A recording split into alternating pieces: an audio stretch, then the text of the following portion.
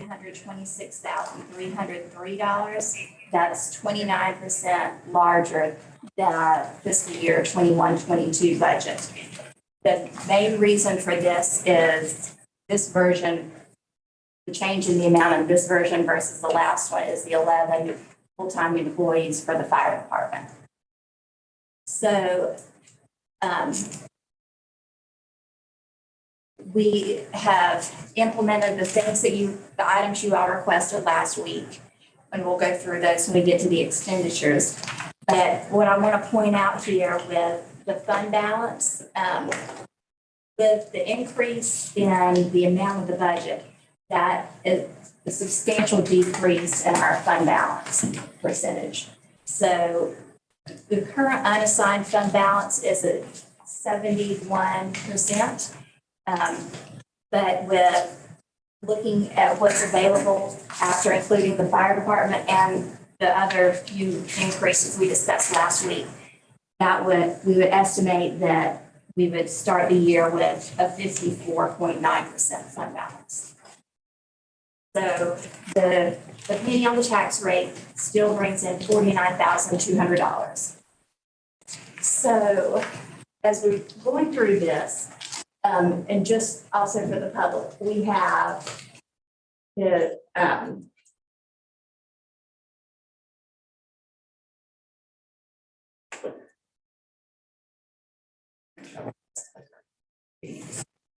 so the first thing in here is the budget message, and that gives you a summary of the highlights of this budget. So that's the most important narrative if a citizen just wanted to look at this to see what was covered in the budget, thank you, and what changes were different from last year. So I go through our major budget issues, what our priorities were, our future concerns, the current projects we have in the upcoming budget, and then a section on our funds. And then the budget ordinance is what you will pass, hopefully pass the first meeting in June. And we'll talk about the fee schedule after we go through these changes. And we have Becky Beasley from the Math Group here to do her presentation too, so we'll do the fee schedule after that. But so revenue changes. The primary revenue change from last week to this week is an increase in investments. We went from $15,000 to projecting $22,892. And then a couple of other changes. We included the track for the skate park at $10,000. And that brings that increases our general government minus grants and proceeds to $4,151,036. So when you subtract out from our total revenue here, you can see the major increase here is the fire department. That's a $944,461 difference from this year to last year with the cost of 11 personnel and the associated expenses with that. So your total general fund budget right here is $5,847,875. So those are the changes that went in from last time for revenues. Anybody have any questions? Can you explain why, if we spend the extra money that we spend on the fire department, increasing our budget, but decreasing our fund balance, if the county transfers that money to us to pay for that amount, why doesn't that get reflected in the fund balance so that it doesn't decrease its percentage? Because the fund balance is measured as of June 30th. So We would receive the money after the new fiscal year started. But the main thing really though is it's just a much higher budget. Mhm. So that, So it's not just for this year, it lowers our fund balance. It will, every single year will be at that 50%. It's not like because we're doing it this the first year and we receive the money for next year's allocation at the start of the year. That's a permanent reduction in our fund balance level that we maintain as a yes, percentage of the budget, even though they're giving us the money. Right, you're dividing it by the expenditures. So if the expenditures are higher, But yeah, and typically the more your expenditures are, like, think of a county, that their fund balance is usually not as large, but the expenditure side of it is. So it's down. But this is the same thing, it's just the larger expenditures making it, when you divide it out. But doesn't at some point it go back up once you get the funds? I mean, you're saying it's a timing thing. Correct, with the monies coming from the county. yes. So at the end of I the mean, year, it's it's- lower, but It's measured one time a year, then that's when you have your audit. right, but that's not the true picture of it all year long.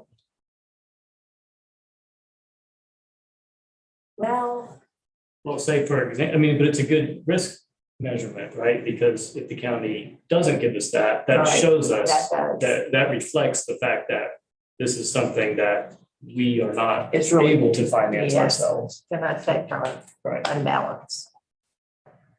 Because if that was money that we were, that we were taking in as revenue to fund our fire department, then it wouldn't show us a decrease in that fund balance necessarily, right? Like if we raise taxes in order to fund the fire department, that would balance out, right? Am I understanding that wrong? You still got what you have in your unassigned fund balance. And you divide that in order to determine the percentage by the Yeah, okay, expenditures. So if the expenditure is higher, yeah, so just no matter what. Yeah. if it's gonna be. but we do measure that as of June 30th in order to see how much, if there's some that we're going to transfer into the capital reserve funds. It's as of June 30th, because those are audited numbers and we take that. But at any given time, you could measure the fund balance, but the one that's used that we really look at to see kind of where we're At the end of the at a year. given time at the end of the year. And those are audited numbers, so Right. we know that's. But I was just thinking it was fluid because sometimes you put money back in it, sometimes out. So at any one point, you could measure it and it would be different from the year in. That's true, yes. I had one question. And it's probably someplace else from here, but where does our ARPA money show? Because it's in a separate thing, it's not in our fund balance? It is. I've got a designated fund balance for that. You're not going to see that because it's on the cash side of it. But you can see the appropriation on here, the $10,000. That's for the, And here's the transfer. Escape that. Right. From our, Right, see, these are just revenues and expenditures, so you Right. won't see the fund balance, but I have it separated in its own designated fund. I'm keeping track of interest that's accrued on it, and then as y'all appropriate, decide on projects or whatever you're gonna do, then I will appropriate it and it will show up as coming out of that designated money. And then that way we can at any time look at it and see what's been paid, with what. So you can see the transfer and the ARPA funds Right. here, and then the The 10,000 for the escape. And that's the same way with the other monies, because we got $4 million more dollars than we had before. I just wanted to see something that said that. But those are all in projects.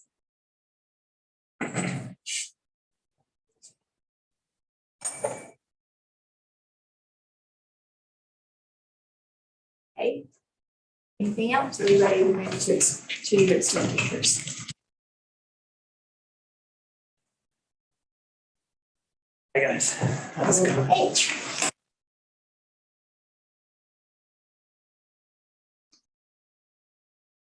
Okay. Okay. And Mayor, we have, in the end of the budget message, page 6 has the funds. I think I saw that. Okay. Oh, yeah. All right. As far as the expenditures go, the changes from the last meeting, we've got on the Main Street program, $1,000 increase in expenditures for bringing up the mountains. The cemetery maintenance is increased to $23,400 to include the contract from bidding it. And then there's an increase in non-departmental. That's the art funds. There's a $500 increase for the library, $2,000 for the website, and then miscellaneous appropriations here. There's an increase from the last version, and that's including the amended capital project ordinance for Allen Street. So that changes our general government without grants and proceeds to $4,151,036 and brings the total expenditures to down here at the bottom, $5,847,875. And you'll see that the bulk of that increase is still right here in the fire department. What questions do you have on expenditures? Just real quick, at that last meeting, I had difficulty hearing the library discussion. I know it's small, I was curious. I just had seen that it was $5,000 the last 2 years, and I wondered how they could ever be able to get additional funding. At my quarterly meeting, they had expressed concerns about not having a lot of fundings. I kind of wondered how they could get an incremental increase. Just an adjustment to our donation. Thank you. You're welcome.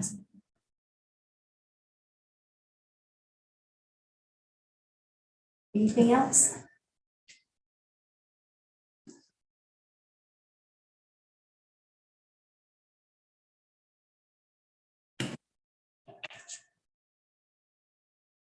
So we'll have a section at the end for discussion of other budget items you want to consider, but this is really our last budget work session, and what you will see, what you've got here is what you see unless you make any final changes today.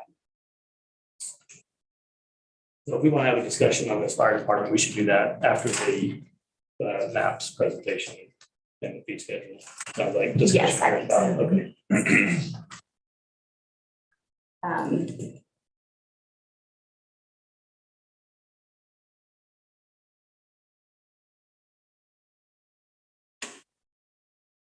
Let's see, to give Greg a few more minutes since it's 3:16, let's go ahead and do the fee schedule at this point.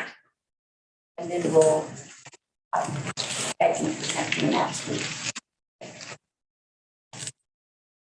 So the only change we've made to the fee schedule here is to increase the rate for public works and police for their wages if they did off-duty work. And that's just to cover the costs that are associated with the salary study increases and the retirement system changes. Does that help offset overtime? Not really, because there's so little of that work that's done. But it would include, I mean, it builds overtime into that calculation.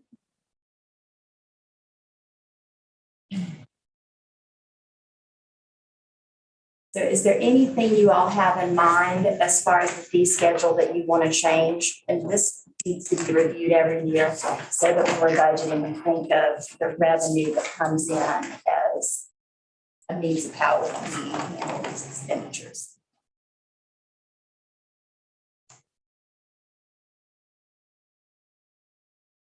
Yes, I want to just tag on that. Does that mean it's tonight's agenda item about concerts on the creek? Does this factor in? No, because that's already included in here. But if the board wanted to change park rental fees or the cost of using the facilities, then that would be a discussion for the fee schedule.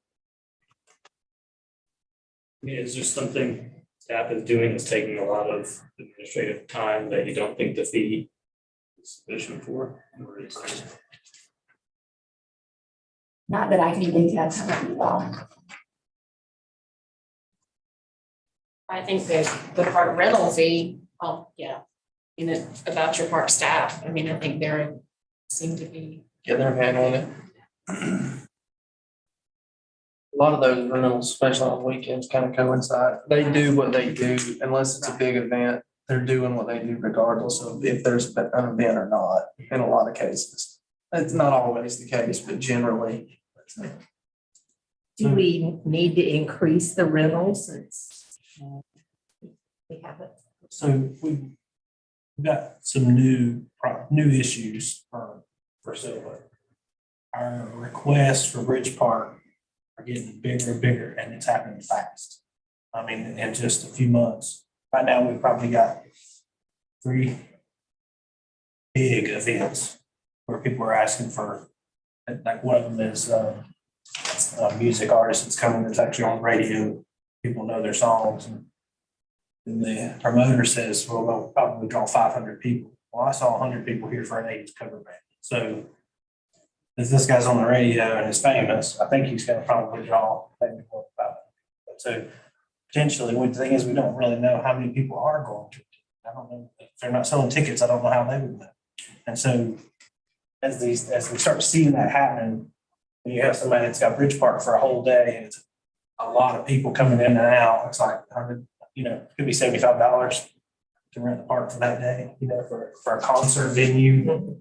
So it's like, I don't know, but I don't really have a magic answer for it. I'm just saying that we're starting to see that happen, and all of a sudden that $75 doesn't feel like much money for this big, especially potentially if it's a money-making venture for somebody.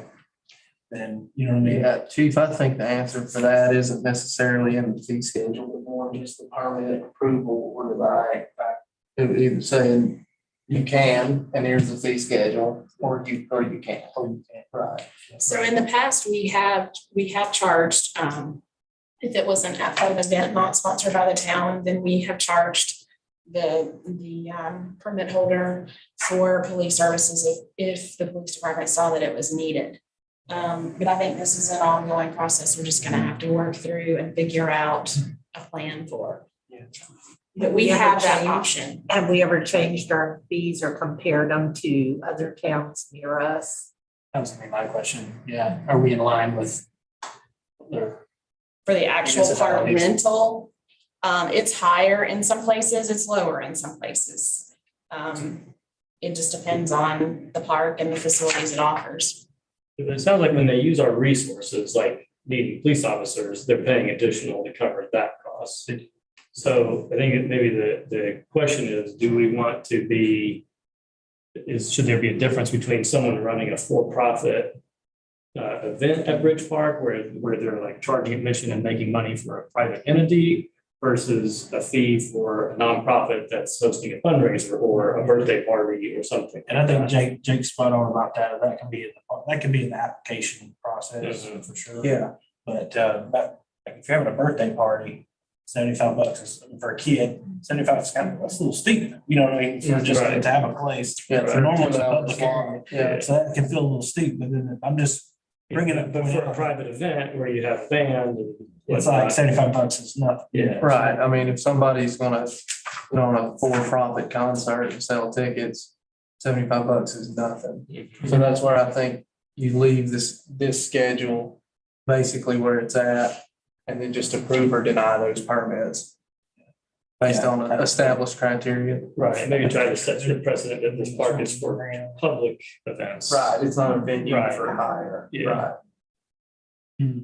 That's an important part is, I think, They're not, Bridge Park is not for somebody to come in and make a lot of money off of it. It's a community space. Mhm. And then the fee just covers just getting the trash empty. Yeah. So I'm just saying that that's, for us, that's something that's happened this very recently. We've started to get permits in for huge event. We had one permit, I denied it. We had one permit for a huge event. And they were saying up to 10,000 people, Yeah. which we can't, our town can't hold 10,000 people. I wonder if maybe we shouldn't put a limit on event size if you're not a, nonprofit or something applying, or community organization or something like that. I think there probably needs to be a limit on the event size regardless, because like this one that was so large, that would have taken all the downtown parking. And it's for a whole day. It wasn't just for, Yeah, it was a Saturday. Well, isn't there a max capacity for Bridge Park? Should we establish? Well, Sort of. We have Answer that the is sort of. ability to do that, but like for like fire code, that kind of thing, because they're so easily ingress and egress. yeah, that's true. It's kind of- But for me, you gotta look at, how much parking do you have? And how much overflow parking can the town take without punishing, other businesses and that kind of stuff. But that's something we've been working on. But I think Jake's right. I think the place for that is an application, because we don't want, like, okay, David's applying for something, you're denied, but Amanda is approved, and they look like similar. That's what I was gonna say, is there in the permit process, is there like kind of, clear criteria, you have to do this, What these new situations are doing, are new. So Yeah. It's causing us to have to look and say, wait a minute, we gotta have to come up with a hard set of rules. Yeah. And that way everybody's being treated fairly. Yep. And when you walk in to get a permit, we don't know who you are, here are the rules, you know what I mean? And so you can't say that we picked these rules out. For you. Yeah. And we're working on revamping our application to reflect, all these criteria Yeah. to avoid putting on 5 Christmas parades a year, Right. that kind of thing, because we just don't have, at any fee schedule, we Right. don't have the staff to do that. You think that's what that's? I think so we'll work on that For one, it's a application. legal fees the same as that. Okay. Yeah, it's just, like I said, it's a birthday party, 75 or 150 in the town resident. And so 150 for a kid's birthday party would be rough, and I wouldn't do it. But for a big, huge event, it's not very much money. Anything else in the fee schedule that you all would like to discuss or change? Is there, this came up when I was on my ride along with Jake, so where's it, so if you don't put your trash in a bin, there's a fine, right? Is that right? Is that here, or is that somewhere else? Is that in an ordinance? That's in Muni code, in the. Yeah, okay, it's in the ordinance, okay, that's what I thought, all right. But in order to collect on that, I know, like any ordinance violation, I know. we have to, we have. to- It's a mess. Yeah. I mean, I it's not know. practical. Can that not be a fine in the fee schedule? Violating something like that? Yeah, that's why I was bringing it up, is there is there a way to have a little more bite there? I'd have to let the administrative staff answer that, I don't know. It's all Wayne will change their rules, it seemed arbitrarily, for junk vehicles. They're just like, we're gonna come get them and charge you. Well, and with junk vehicles,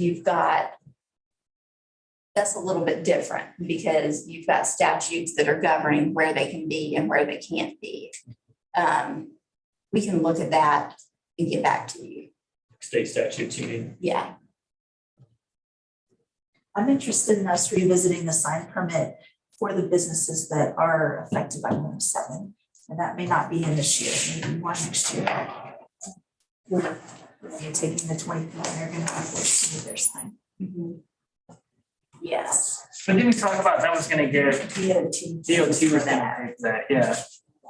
For rentals and for owners, or just for any sign that has to be, Yeah. Yeah. If it's, Cause I it's a don't know. sign in the right way. That'd be great if DOT pays for it, at least it would be staff time to approve the new. So,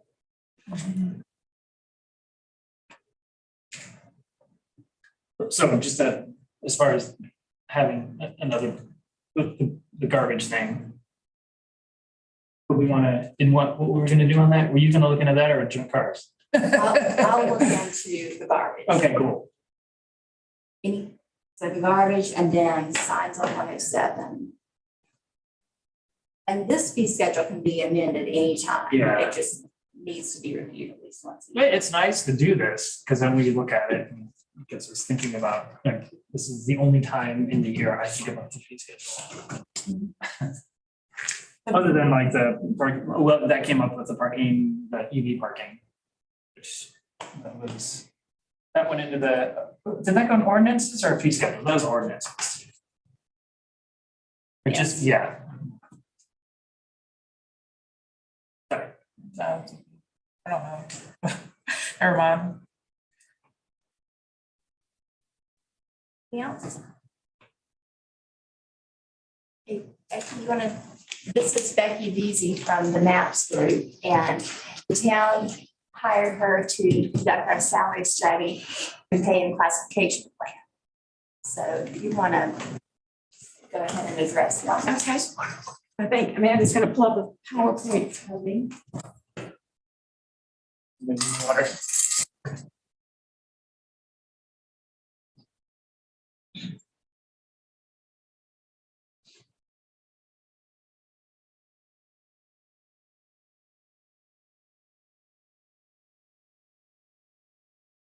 So while that's coming up, well, maybe I should wait.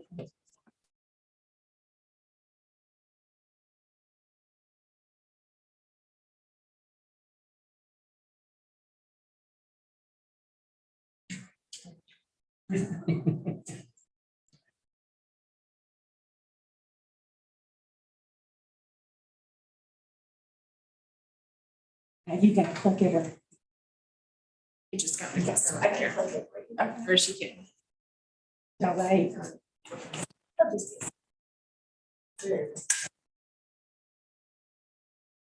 Okay, so let me start by just introducing myself and telling you about me and Matt's group. Then what I want to do is take you through the process and methodology of the study, answer any questions as we go along, very informal, pass out the study, walk you through what's there, answer any questions at that point, and then if you have additional questions after you have a chance to review it, I'm happy to do that. So whenever I tell folks about myself, I start by saying I'm a Tar Heel, which means born in North Carolina, educated in Chapel Hill. I know those Hebrew folks, and give you some brief after the meeting. I have both an undergraduate and a master's in public administration. When I left there, I went to work with the city of Greensboro, and their HR department is an intern. Went back to Chapel Hill, worked for the town of Chapel Hill, and their HR department for 20 years. And they went to Cary. I was Cary's first ever HR director, and was there for 7 years and went to Jarrell County as HR director. And then 32 years ago, after all of the internal work, became a consultant. So for the last 32 years, I've been traveling the state, working with local governments around the state on a variety of things. And you can see the first two up here are what we're doing for you in this study. And that's probably 75% of our stuff. Work is classification case studies, personnel policy development and updates. We also do council and staff retreats. We've done a lot of management and supervisory training, including for the School of Government, team building, performance evaluation. We can go on to the next one. We're helping hiring processes. I was just in Morgan the last 2 days, helping them hire a public safety director. And our newest service is employee engagement or climate surveys. Or what we used to call employee attitude surveys. So going on from there, I think the last time I counted, I probably worked with over 200 local governments in North Carolina. Before COVID, I was driving between 20 and 30,000 miles a year around the state. I've done a lot of Zooming lately, but I'm starting to travel again. And those are just some examples of some of the places we've worked.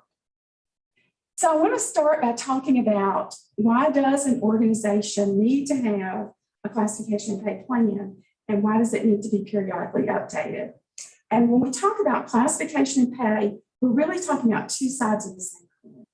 Classification side of the coin, the pay side of the coin. The classification side is looking at what are the duties in the job. How do those duties compare to duties in other jobs? Are they very similar? Are they similar enough to have the same title? Are they different? And if they're different, then ranking those jobs in terms of which require more education, more experience, more knowledge, more skill, more responsibility, which require less. What's an appropriate title for the job? In studies like this, sometimes we recommend a different title. Sometimes because the duties have changed and there's a more accurate title. Sometimes because titles get old-fashioned, we recommend something more modern. And then finally, on the classification side of the coin, capturing the essence of each job, what we call class specification, what people often refer to as a job description. So that's the classification side. The pay side then says, given a set of duties in a job, what's an appropriate salary range for that job from start to max based on what other places in the market are paying for the same kind of work. So you see there are 5 reasons for having your plan and keeping it up to date. And of course, the first one is to be able to recruit and retain employees. And I want to break that one out on the 2 different sides of it. So recruit on the classification side is looking at when you have a vacant position, that job description or class specification should be really helpful for whomever's doing the hiring process. It should have on it up-to-date knowledge, skills, abilities, education, experience, and certifications needed to do the job. So it helps that person think about, what do we need to put in the job ad? What kind of criteria should we use to screen applications? What kind of interview questions do we want to ask? So we get a good match between the job that needs to be done, the person being hired to do the job. Studies show there can be as much as a 40% difference in productivity, depending on how good a hiring decision is made. Recruit on the pay side of the coin is looking at making sure the starting salary is competitive enough, that you're not having to advertise. It's scrape the bottom of the barrel and take somebody less than satisfactory. Retain, of course, is the organization's ability to keep the valuable, experienced, qualified people who are already here. And on the classification side there, I know when I was in Chapel Hill Care in Durham County, one of my jobs was to do exit interviews, to talk to people who are leaving. So I know one of the reasons people do leave is because they don't feel like they're getting credit for the level of responsibility or the level of difficulty in their job. And then retain on the pay side is looking not just at that starting salary, but the whole salary range. Is it competitive? Is it being used in a competitive fashion? Internal equity, again, is looking within the organization and across departmental lines to make sure that you have moving into equal pay for equal work, which is a legal piece of this, and also our underlying fundamental principle that we are trying to achieve in what we recommend to the team. Maximize cost effectiveness. I think the best way to tell y'all about that is to tell you about a study we did. Goodness, close to 30 years ago, early in my consulting career, one of the cities outside of Charlotte had about 175 employees and had never had a pay plan. They had a long-term city manager. He'd been there over 30 years. His philosophy was he didn't want anybody to tell him what he could or couldn't pay. They didn't have any salary ranges. They didn't have starting salaries. They didn't have maximum salaries. Whenever he'd hire somebody, he'd bring them in, negotiate, set their salary, and they periodically get raises. He had left, a new manager came in and asked us to create their first pay plan. When we did that study 30 years ago, we found a custodian that was making $45,000 a year. Now, $45,000 a year, 30 years ago, it's like $75,000 a year. now. We found an administrative assistant making $52,000, which would be like $82,000 now. And then we found a bunch of underpaid folks. So what was happening in that city is they were using their resources to overpay some folks, underpay some folks. So the whole idea behind having a plan is having a structure that helps elected officials and management make good decisions about where to put resources so the organization can hire, keep good people, and be fair. And then finally, defensible, two parts to that. One is defensible in the legal sense, and there are a number of laws to pay attention to as we do this. Americans with Disabilities Act, OSHA's Labor Market Pathogen Standard, Fair Labor Standards Act, just to name a few.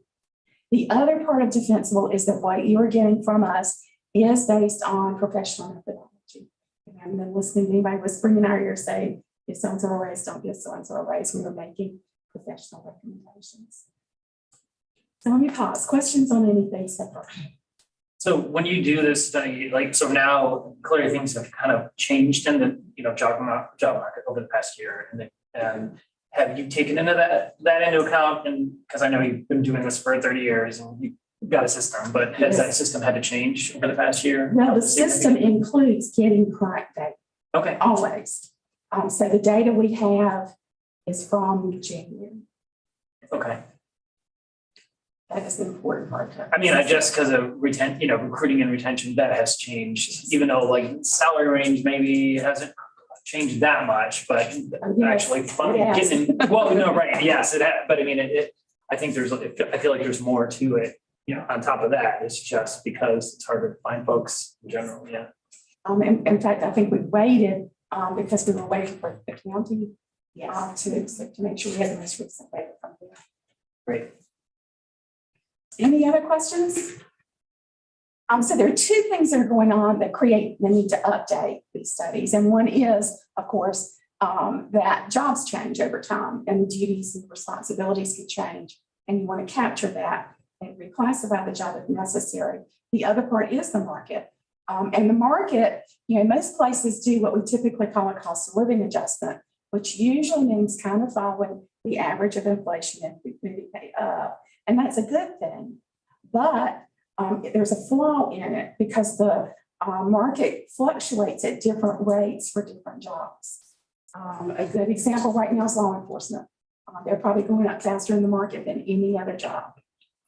Just because demand and supply, good old basic economics.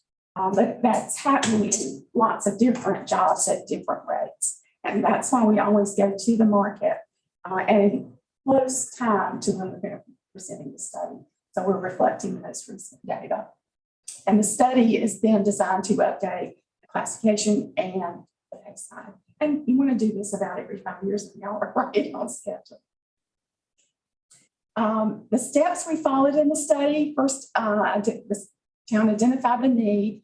We started out with meetings with employees going over the same information because I found transparency is absolutely key to people having confidence in the study and answering any questions employees had. Every employee completed a questionnaire in their own words what their job duties are. And then we also interviewed folks to make sure we understood the questionnaires accurately. Went back to the office, analyzed the classifications, gathered the salary data, put everything in a narrative report, sent it back and said, give us some feedback. If we misunderstood, misinterpreted anything, made very few tweaks, and we are presenting it to you. So I want to talk a little bit about methodology and first of all, some of the terms. So the difference between a position and a classification. And I'm just going to use the police department as an example. There might be 8 positions in the classification of police officer. There's only 1 position in the classification of police chief.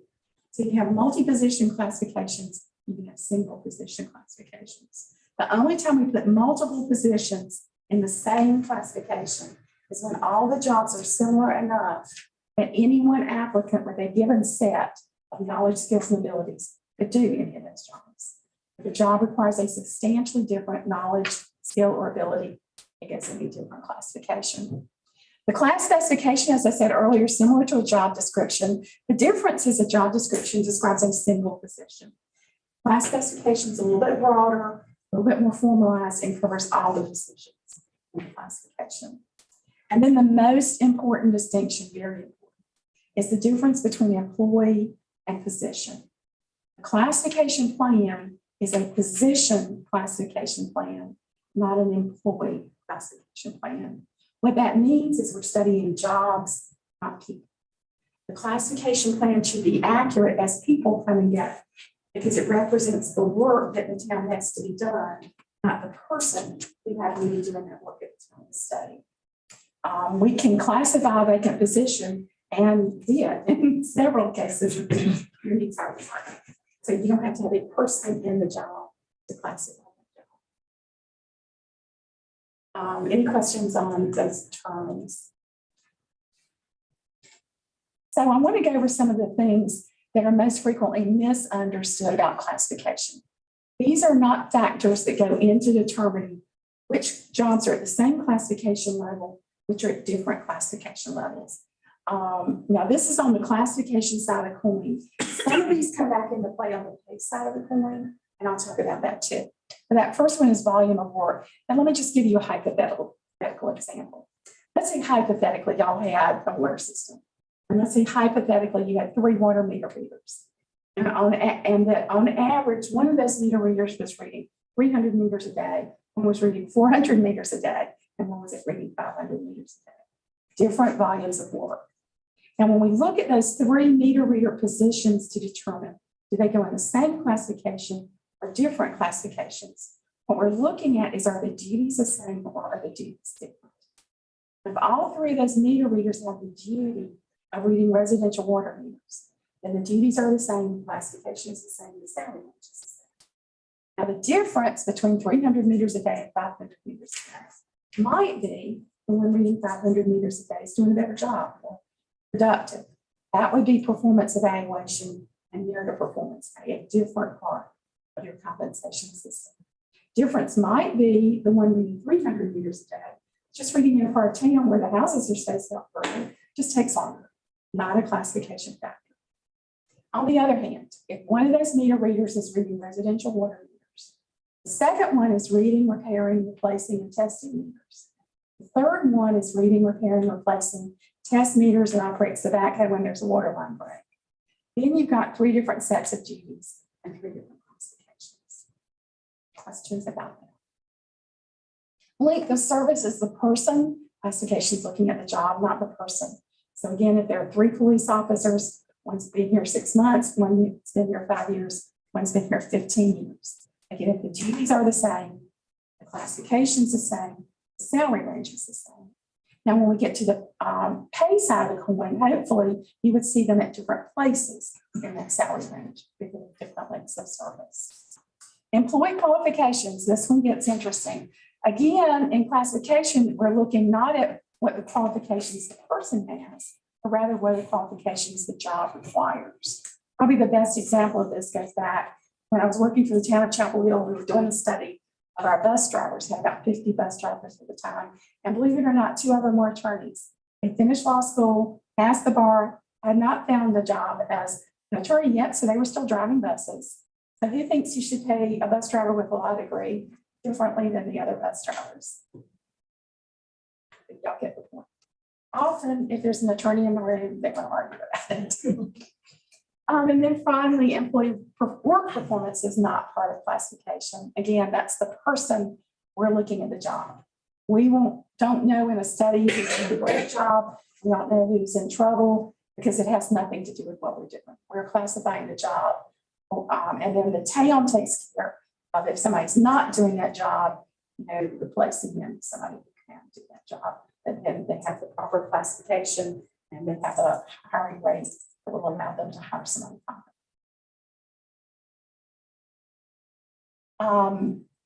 So I'm going to go through the factors we do use in determining which jobs are at the same classification level, which are at different classification levels.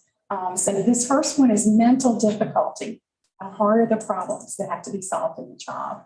Complexity. How many steps does somebody have to get through to complete a task? Can we get it done in 3 steps, It took them 33 steps to get through something.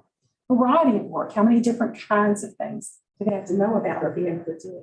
Is it just pick up garbage? Is it pick up garbage and finish concrete? Is it pick up garbage, finish concrete, and operate construction equipment?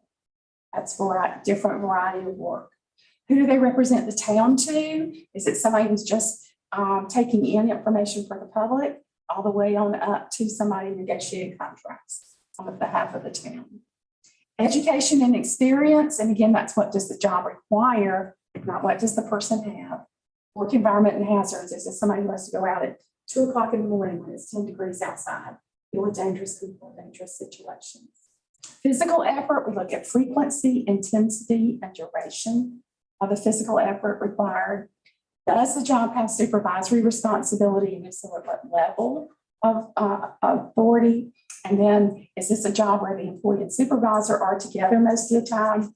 The supervisor makes most of the decisions, catches and corrects the employee's mistakes, or do the employee and supervisor work independently? The employee makes his or her own decisions, catches and corrects his or her own mistakes. So turning to the pay side of the coin, I want to kind of put in context what we are doing in this study. So there are 4 primary components that every compensation system needs. Each has a separate purpose. If one's missing, then it puts strain on the others. So I want to walk you through those 4. And the first one is, go to the next one. The first one is the main focus of the study, keeping your pay plan, your structure, your classifications and pay ranges up to date. And you can almost think of that as the infrastructure of the HR system.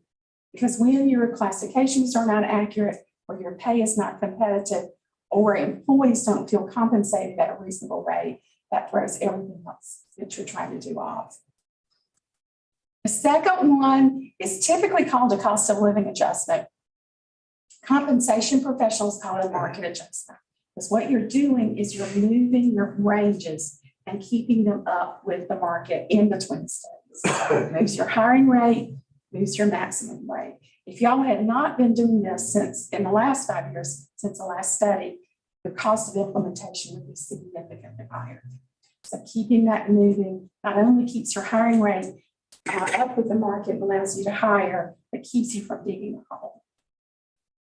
Hopefully this also helps avoid the cost of turnover. Turnover is very expensive. According to the U.S. Chamber of Commerce, when you lose an employee, the cost of the organization is between 66% of that person's annual salary and 125% of that employee's annual salary. And law enforcement and fire are definitely in that 100 to 125% range. The third of the 4 parts is that once you have pay ranges established, there needs to be some method of moving employees across the range. There's no one right or wrong way to do that. But if employees don't feel like they're advancing, moving across the range, not just a COLA that keeps them even with inflation, but having some sense of advancement, then that can become an issue that can also lead to turnover. And most local governments base that on performance. So if we've got 2 employees, one's doing a better job, we want the one doing the better job to get making more money and getting larger increases. And you will, when that's not happening, you will hear from employees. Well, why should I work harder than someone said it's not doing as much because it's not going to make any difference. So you don't want people. The final one is longevity pay. Longevity pay says, thank you for sticking with us. We appreciate your loyalty. Usually it's awarded in lump sum amounts, usually sometime around Christmas, so it kind of doubles as a Christmas bonus. Of the 4 parts of the compensation system, it is considered the 4th priority in terms of its overall impact on organizational activities. When the values when coupled with merit of performance pay, it makes it really clear the difference between seniority and merit. For example, it's possible to have a 2-year employee doing a better job than a 10-year. More likely than possible. If that were the case, the 2-year employee would get the larger performance increase the tenure employee would get a larger longevity increase. Two different kinds of pay for two different purposes. So I want to illustrate this just a little bit more on the flip chart. And Paige, if you can back up to that slide that just has all four of the components. So I have a question. Where about employees knowing other employees, how much they're getting? Where does that kind of factor in? Because I don't know how that works. Like if that's a good thing or a bad thing. And... Well, it is a law thing. Okay. So there is a I mean, law that okay. says that employee compensation is public information. And most of the time, management doesn't go around spreading that around. But is that for just government? Right. For now? Local and state government. Yeah. Okay, gotcha. Yeah. The other side of that, though, is I do encourage managers to show people the pay plan. The ranges, not individual employee salaries, because I think that helps them see where they can advance in their career and what the salaries could look like. Right. And then like that goes for the bonuses, that kind of thing as well. Well, the bonuses are scheduled. They're just based on how long you've been here, and that affects everybody the same. Okay. So that's just the same. All right. So the way the pay plan is intended to work, let's see, move this so everybody can see it. Everybody see that? If you have pay grades, you go down the page like this. And you have a range. And what we have recommended and what you have now is a hiring rate, a minimum, a midpoint, and a max. And the way this is intended to work is that the grades going down the page represent the job. So I'm just going to use a police department because I think their rank structure just makes it easy to follow it. So we'll say hypothetically, grade 11 is a police officer, grade 13 is a sergeant, grade 16 is a lieutenant. And I'm just going to put some round numbers, don't read anything into this. So we'll just say hypothetically, this goes from 40 to 60,000. And we'll say this one goes from 45 to 70,000. So when we say the grade represents the job, what that means is if grade 11 is a grade for police officer, all police officers are somewhere in that grade. Grade 13 is a grade for sergeant, all sergeants are somewhere in that grade. If I'm a police officer and I get to the top of my grade, I can't just go down to the next grade. That represents the maximum value in the market for that job. That's what keeps you from having that $45,000/$75,000 custodian 30 years ago. So the only way my grade changes is if my job changes. So if I'm a police officer and I get promoted to sergeant, I go to grade for sergeant. If I'm a sergeant and mess up and get demoted to police officer, I go back to the grade for police officer. A study like this could say, well, really based on the market, police officers should be in grade 12, sergeants should be in grade 14. If you approve that, then all police officers would move, all sergeants would move. Grading the job stay together. The range then going across this way is where the person comes in. And the way this part works is if somebody comes in at the hiring rate, then after they complete probation, they go to the minimum. So let's say hypothetically, the chief is hiring 2 new police officers today. And let's say hypothetically, one of them is coming straight out of basic law enforcement training, no previous experience. And the other one, let's say, has been a police officer in Franklin for 2 years. Now, they're both going to be police officers, so they're both going in grade 11, but you have one that has no experience and one who has some experience. So the way this is intended to work is that you would start the one with no experience here, one with experience somewhere a little bit below. Then going to that third one up there, the range movement. Once they're on board, there needs to be some method of moving them across the range. If that method is performance, and what that means is each year, each employee is considered as to whether or how much of a performance increase he or she has earned. Now, there is a seniority component to performance pay, because the longer somebody's here, the more opportunities they have to earn an increase and move across the range. The performance component is the better job somebody does, the larger and more frequent the increases and the faster they move across the range. So that the kind of distribution you expect to see, so you expect to see long-term, high-performance employees, been here a long time, doing a really good job in the top parts of the pay plan. You expect to see middle-term high performers and long-term middle performers in the middle parts of their pay plan. You expect to see brand new folks and longer-term folks who are doing enough to keep their job, but not a whole lot more in the beginning parts. Am I making sense? Questions related to this? So what you have asked us to do primarily in this study is this part right here. What is the proper classification for each job? What pay grade is the competitive pay grade for each job? And once we know that, then we've got to put every employee onto the chart in the proper grade that goes with his or her classification. And in doing that, we also do something we call a distribution analysis, which means we take all the employees and all the jobs and all the grades, and we collapse them together and we do bar charts. How many employees are at the very beginning of their pay grade bar? How many are 5% in bar? How many are 10% in bar, and so on. And if you look at that bar chart and you draw a line across the top, what you hope to see is something that looks sort of like a bell-shaped curve. The ideal distribution is to have approximately 2/3 of employees in the middle 1/3 of the pay plan. Unfortunately, sometimes when we do this, instead of that bell-shaped curve, you see something that looks more like a ski slope, and that's called compression. And what that means is that most employees are compressed in the very beginning parts of their pay grade. And if you have compression, there are two associated problems.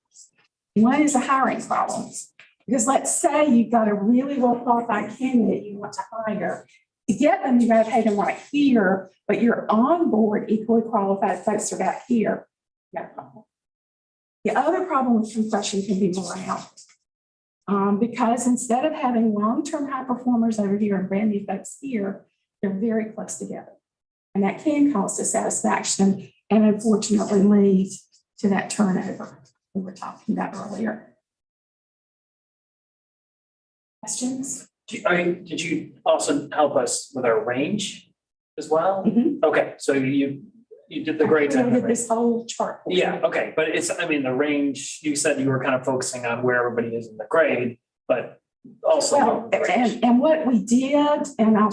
Just to make sure our ranges are appropriate for that Yes. type of. Now, what we did in putting people onto the new pay plan, once we knew what the market rates were, is we took everybody at least to probation completion plus 1% per year.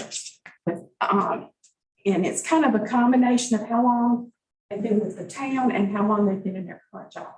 So for example, if you've had a police officer who's been here 10 years and been a sergeant for 5, we added the 10 and the 5 together and divided them. And so we gave them part credit for having been here longer, but you wouldn't want a sergeant who's only been a sergeant 5 years to be in the ranges if he'd been here.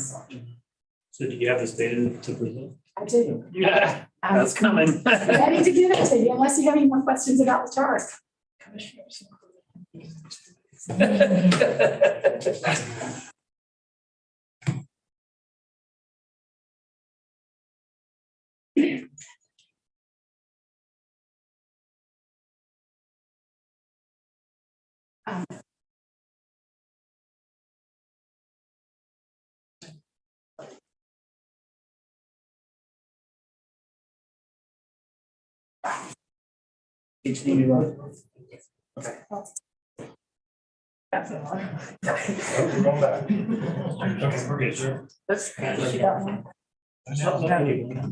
They're working. They have one. That should be all. It's not here.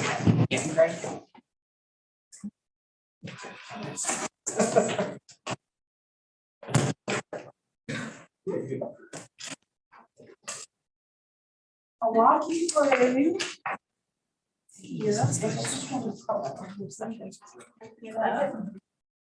So there's a cover letter. cover sheet, table of contents. And then the next thing you see is an organization chart that shows all of the classifications with the class titles that were recommended and reporting relationships. And then on over, just a page on the methodology, which we've already talked about. So what's definition, what's LS? Visited service. Oh, okay. Oh, there it is. So it means that there, you have 3 categories of employee in your personnel policy. Full-time and part-time are benefited, limited services. So they're less than 1,000 hours a year. So then if you turn on over and just tell me if I'm going too fast, past the first blue tab. That's what I'm. I'm sure. Are any of these titles different? Did you change someone's? Yes, we did. So for example, the town clerk, that jobs in the last 5 years has evolved into really an HR officer. And so we reflected that this time. Instead of putting, the tax collector role is still there, but it's less of a percentage of time. So we thought we wanted to emphasize that HR officer role. And then we added the Main Street, that's a new role that we've added in there. I think that's the only change. The numbers on some of them have changed. So that was taken out of, was that in your industry? You did all the reports and It stuff, was 2 separate job descriptions.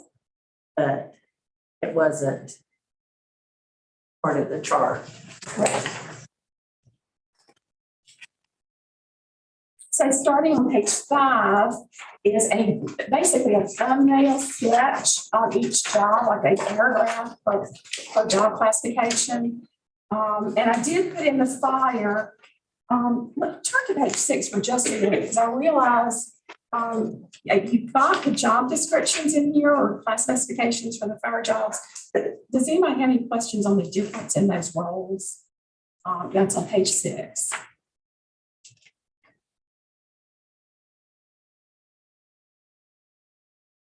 Fire engineers. Okay, so the difference between a firefighter is what used to be classically called a tailboard man.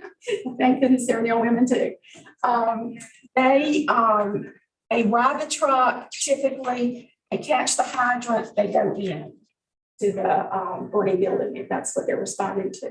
An engineer operates the apparatus or the truck to the scene. Once they get to the scene, they're responsible for operating the pump to make sure there's enough water pressure so that when the firefighters are in there fighting the fire, they're safe enough because they've got enough water pressure to keep them safe and keep them fighting that fire.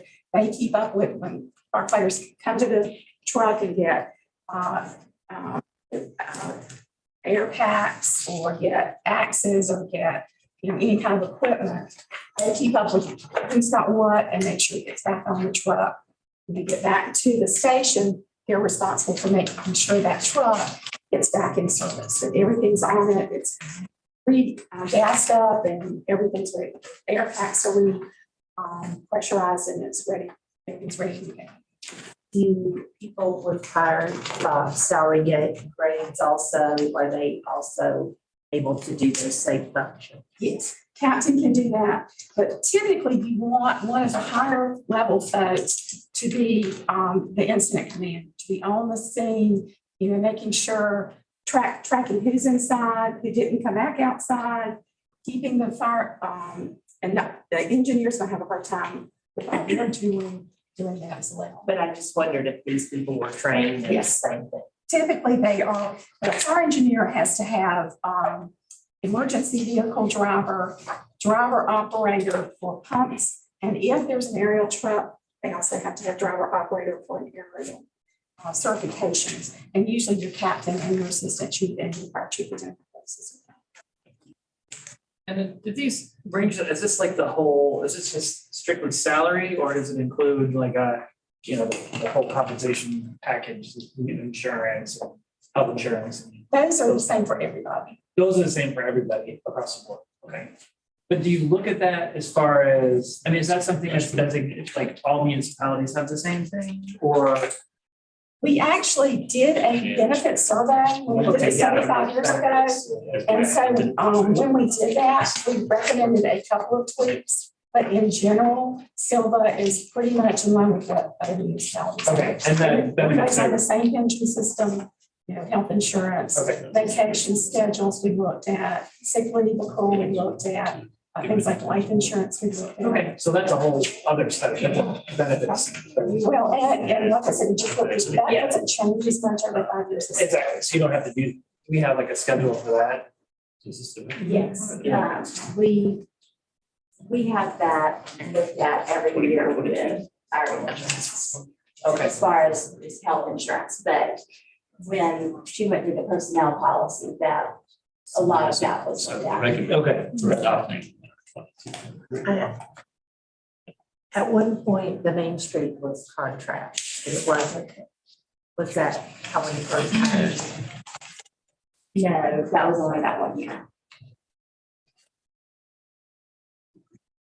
Okay, so the other departments, if you just keep on going. I'm sorry, what's I going wanted on? to listen, I hear side conversations. Okay. So if you go on over to page 10. That's the places that we surveyed.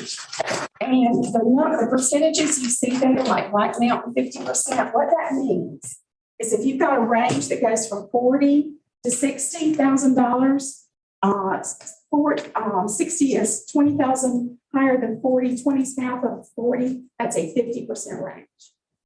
And what that tells us is how we peg jobs based on the hiring rate. That tells us how high the maximum should be above the hiring rate. And so what you see there is there is an average of 55, but you had a couple of 70s that were kind of skewing that, and 70 is unusual. If that trend continues, for example, 5 years from now, we may want to raise your rank, your maximums up another 5. But I think right now they're pretty market, and you don't have many people coming close to them. So I was just looking at the other towns, so there's nothing, I'm not seeing anything like west of here. Everything's east, which. We actually, there were 2 other places we tried to get data from. Murphy was one of them. I'm trying to remember what the Bryson City. And we could not get them to respond at all. Okay, just curious, I mean, because that definitely changes, I mean, I would, you know, I think I think it's higher, you know, closer you get to Asheville probably, and that's fine. Actually, that's not entirely true. No, We did a study last year for Cherokee County.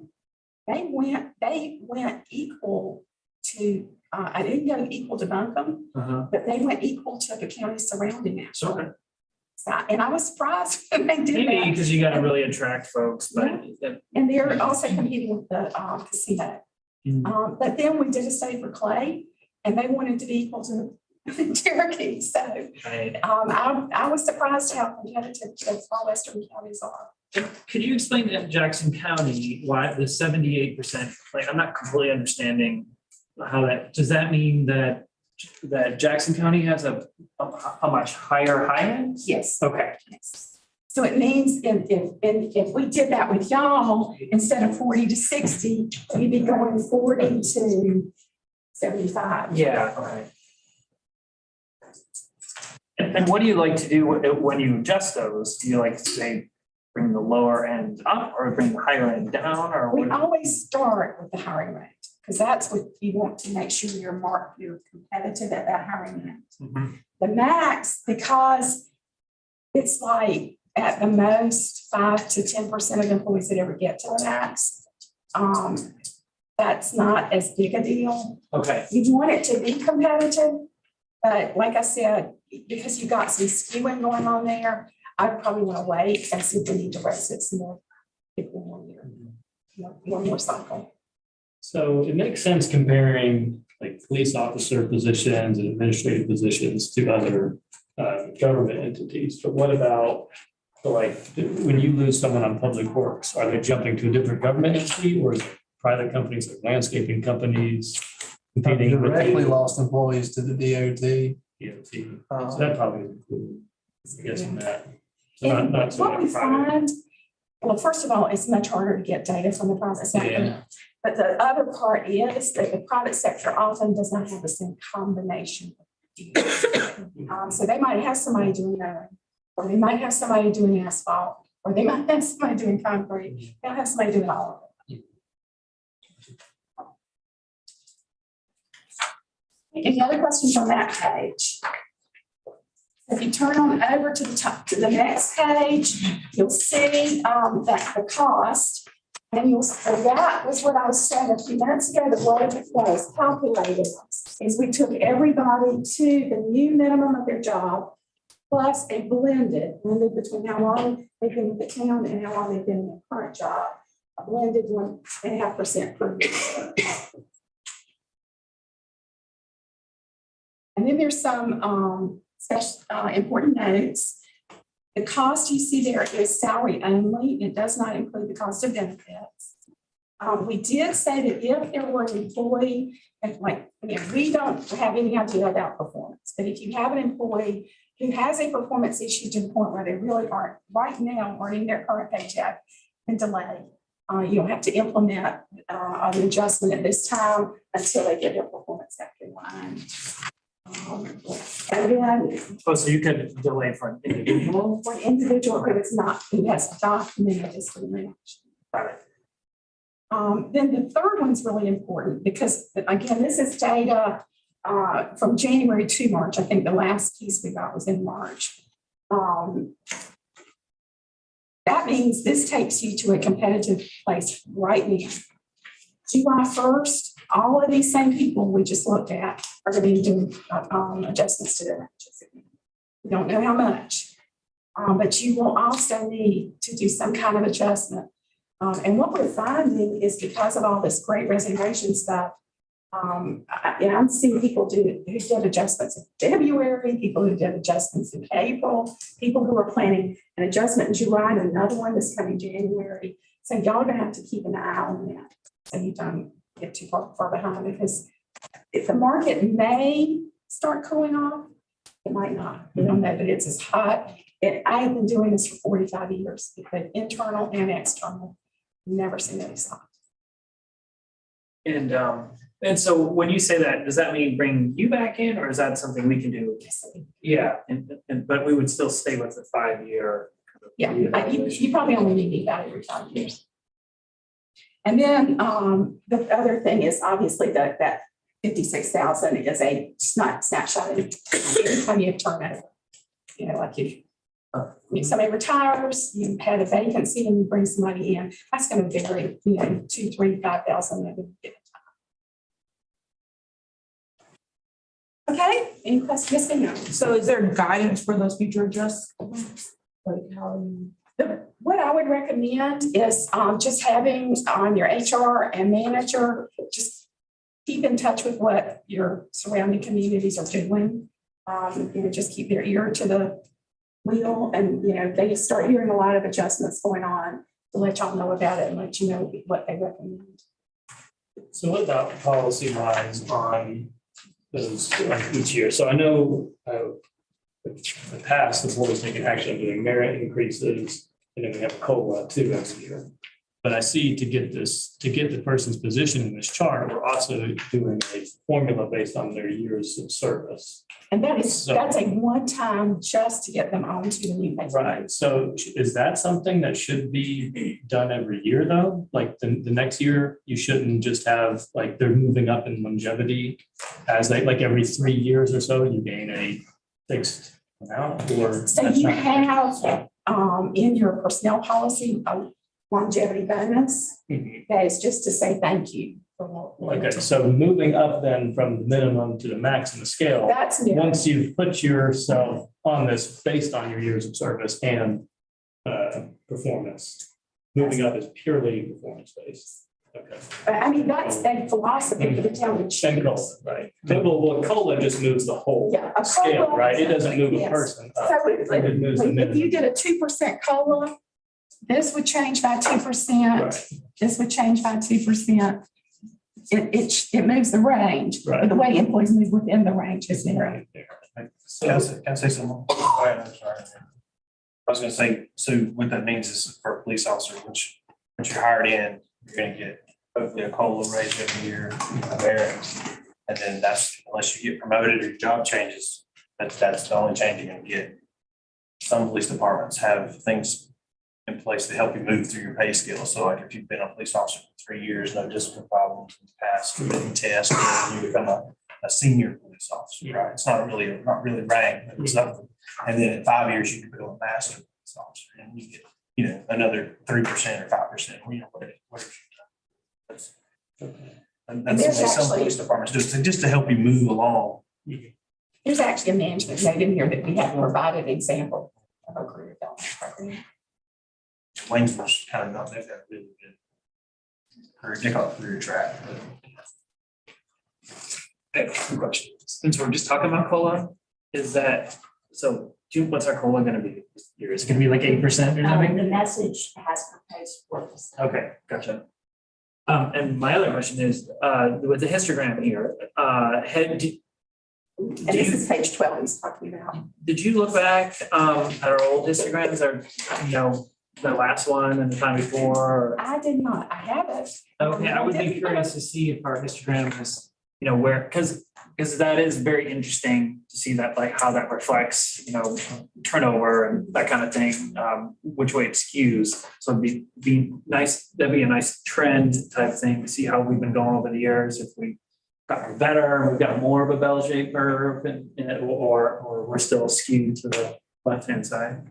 And I don't know whether your fire folks are going to be coming in as new hires, like toward the beginning of the range or more out in the range, if it's more lateral. But if they come in more at the beginning of the range, that's going to skew to the right, because that's going to be a good chunk of staff. And that would be an appropriate skew. Yeah. Do other places have more steps in the ranges or? The old approach was to have lots of steps. Most places have gone away from that. Okay. Because computers allow you to, with the steps, you had to land somebody on the step. So you could only, typically they were 2.5% apart. So you could only give like a 0, a 2.5, a 5, or a 7.5. But this allows you to give a 1.75 or 3.25 or whatever amount you want to. So that kind of relates to the state there, because y'all are state employees. Right? Local government, that's not state. No, and the state actually is going away from that Have they? in most cases too. It's just as computers have evolved, it's allowed a little flexibility. It's like that would let you give people in between. Yes, you can. You don't have to limit any of these. So somebody passes probation, for example, and moves to the minimum, then you could have a range for merit of anywhere from 1 to 1.5 to 2 to 2.5 to 3. Whereas on the steps, you can only do 2.5. So this history here saying, basically, we have a young police department. No, it's the whole workforce. It's not just But police. but am I reading it right? It's showing the whole organization and the distribution. But if you have a lot of new employees, then that skew to the left is legitimate. If you don't have a lot of new employees, there's the other one. So this is your old one from 5 years ago. Oh, thanks. Okay. So How much different? you can see the difference in the 10% range. And, Yeah. you're looking. It's still, Police department. I did, the town is. and then which of our total town employees, what percentage is PD? Would you say, like a large? Yeah. Half. Okay. Number of employees, not just budget wise. Yeah, and really the best way to look at this chart would be with this range position next to age position or years in there, because, right, this looks bad if you have a bunch of experienced employees. Right. But this is completely normal if you have a bunch of new employees, right? So it's kind of taken by itself, it can be misleading, right? Which is probably the case, because I know you have a lot of new hires in the police department, and they're young, and they should be skewed towards the highest. How long has the town been doing merit? Always, okay, so it's been in our pay plan before, but it's been implemented regularly since 2017. So merit is the way that you move people. So if you're not doing merit, well, first of all, y'all were catching up last time. Just started doing merit, and we did that one. And then you've had a lot of turnover. But merit is the only way that people get across it. But why, that seems, so it seems like what happened is, you have the salary study, and you implement it, and it's expensive to implement, and then, you wait 5 more years, and then it's another chunk. Whereas you want it to be to where your growth is happening to where you hit your base salary and you're at the right spot. Wouldn't something like the longevity, like a formulated longevity increase as opposed to a merit increase be better for that? Because You then can do a combination. You can say, for example, that we want everybody who's below midpoint, because what midpoint is the top of that bell check curve. We want everybody below midpoint to be getting at least, you could say 1.5% per year. And then if they're doing a better than average job, we want them to get at least 2.5 or 3%. So you can combine that and do better.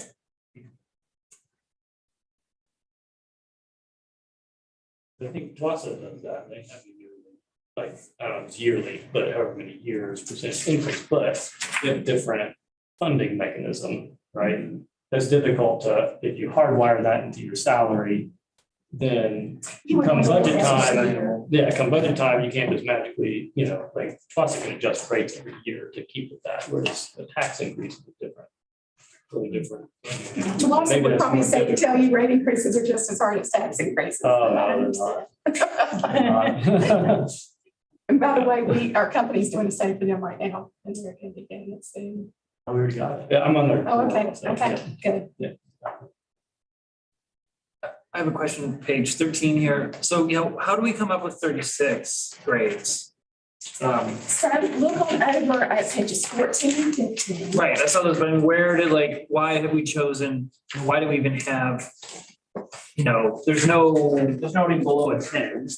But where did we come up with this? Why don't we have 50 grades or, you know what I mean? Like, where did that come from? Yeah, so I try to do some below and some Okay, above. that's it. You just almost randomly, extending. Just give you some in case you need some in either direction. Okay. And of course, what you would adopt, adopting the new pay plan would be on pages 13, 14, and 15. That's essentially what you're adopting. I'm sorry, FSLA status at E means, Exempt. It means FLSA is where it determines whether somebody is subject to overtime or not. And okay, exempt, E means exempt from having to pay overtime. gotcha. Yeah. Sorry. Did you The joys of admin. benefits as well, besides salary? We did that 5 years ago and they don't change that much, so we didn't do it this time. But, they're in your personnel policy. And, I would probably do it again the next 5 years to find it.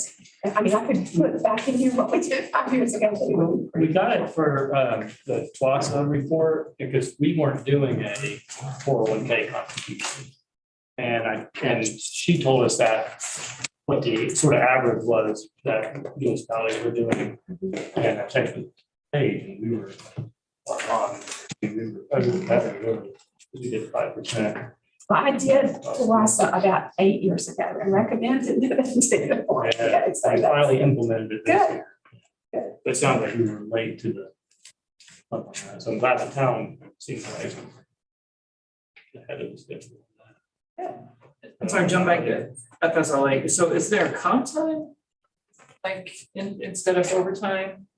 So for exempt, in your personnel policy, it says that the manager can grant flexible time. But if somebody should leave, there's no balance to be paid out. Oh, okay, gotcha. I'm where I'm getting at is like, you know, if we've got folks coming in, like Jake's coming in like weekends or you guys are coming in here and nights, and like, I feel like that should have some compensation somehow, whether it's comp time or something, but of course, because there's no extra people, there's no way to do comp time or whatever, but I would like to see that for our town. I don't know what our options are. There is flexibility. Okay. So then, starting on page 17 is the actual salary data. So you can see the same data that I looked at. And I'm not going to dwell on that now, just leave it for you to peruse that later.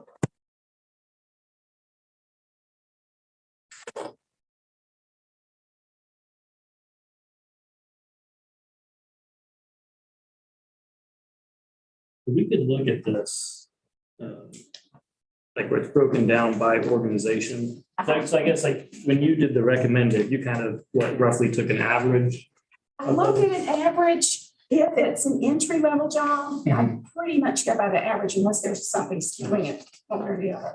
But maybe, you know, like, chief, you could look at this and be like, hey, I'm losing, 90% of my employees to this entity, and we could adjust age more custom. Yeah, it's suited just, to. really, she's, that's what the study has done that, well, but what she's calling the market is our area around us, but the truth is here, we don't lose people to the bar. You know what I mean? We don't, Yeah. it's the Jackson County Sheriff's Office, District Carolina. Right here, because people don't want to sell their house and move on, it's usually really close to. Because I'm just like looking at this for like police officer minimum, for example, we're at 38. But this is recommended 38 and the county's at 39. Like, is it worth it to match? I mean, what would the cost of that be, right? And maybe some of the other positions, I'm just picking that sort of out at random, but maybe average isn't the best if it's just, So. Well, if you look at the pay plan, if you go back over to page 14. So if we moved police officers up a grade, we couldn't put them at 39, we'd have to take them to 40. Because you do have to land on a grade. That would be $500 more a year than this year. $500 a year, every year. So 39.5 is the sheriff's office number. And our new number is 38. So that means we're still the lowest paid law enforcement agency in our county. You're talking about a few $100 here. right. So But maybe, nonetheless, we are still the lowest. So that's average. right. So maybe it's worth it. Yeah, I was gonna say, even if it is just a small amount, you can still save, where, like, yeah, it means something from recruiting, to be like, well, we're. And for Westerns, they make almost 10% more starting pay. And they're working on other things now. We have an Austin, like, two ways. The pay starts getting convincing enough. That it could happen. Well, I think the other thing you have to evaluate here, though, is the funding sources of some of these places are very different than where we get our funding from. And their ability to, or the difference in benefits that's provided makes a big difference as well. Western is state, right? Western doesn't have 401k. Oh, I'm sorry, they do for one. Right, but for others not, right, yeah. But you have to also weigh what else we provide as well as just the base salary. Because we do provide a lot of other things that agencies don't. And I'm not saying don't do that. I'm just throwing out all, to look at it from every angle here. That's probably more of a factor for more experienced employees. If you're new, I look at that number. Exactly. I don't care what the Right. benefits are. I don't care your funding sources. I want the one with the higher number, right? But yeah, no, I think you're right. Because our benefits are. Our benefits are incredible I'm for what it's provided. my own opinion, what's got us where we are today, and what's keeping us last. Pay is always important. The defending the philosophy changes. Yeah. That's how we're keeping our head out of water. So the pay matters. Yeah. I'm not saying. But right, I mean, at some point, that's always that, like, at some point you start to feel off. Western makes like 10% more now, let's say they get 5%. It's not as 15%. You know, Yeah, It's the same thing with you, your department, Jake, the county's got us beat by a significant margin. It might be worth looking. and that's our biggest competitor by far. Yeah. Matter of fact, nearly everybody that's left our department has gone to the sheriff's office for different reasons. Madison County's paying firefighters now, right? DOT and plus. I mean, different police. Well, certain ones. So I'm curious, I did not, there are no firefighters on the Jackson.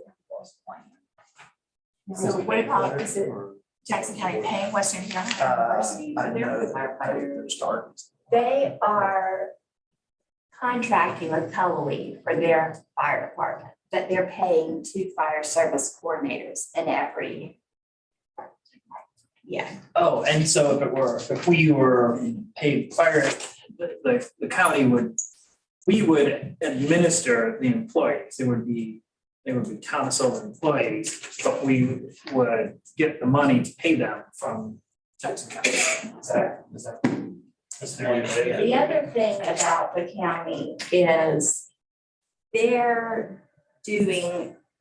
do COLAs and merit increases differently. So looking at the starting is one thing, but overall, there's a bigger picture of it.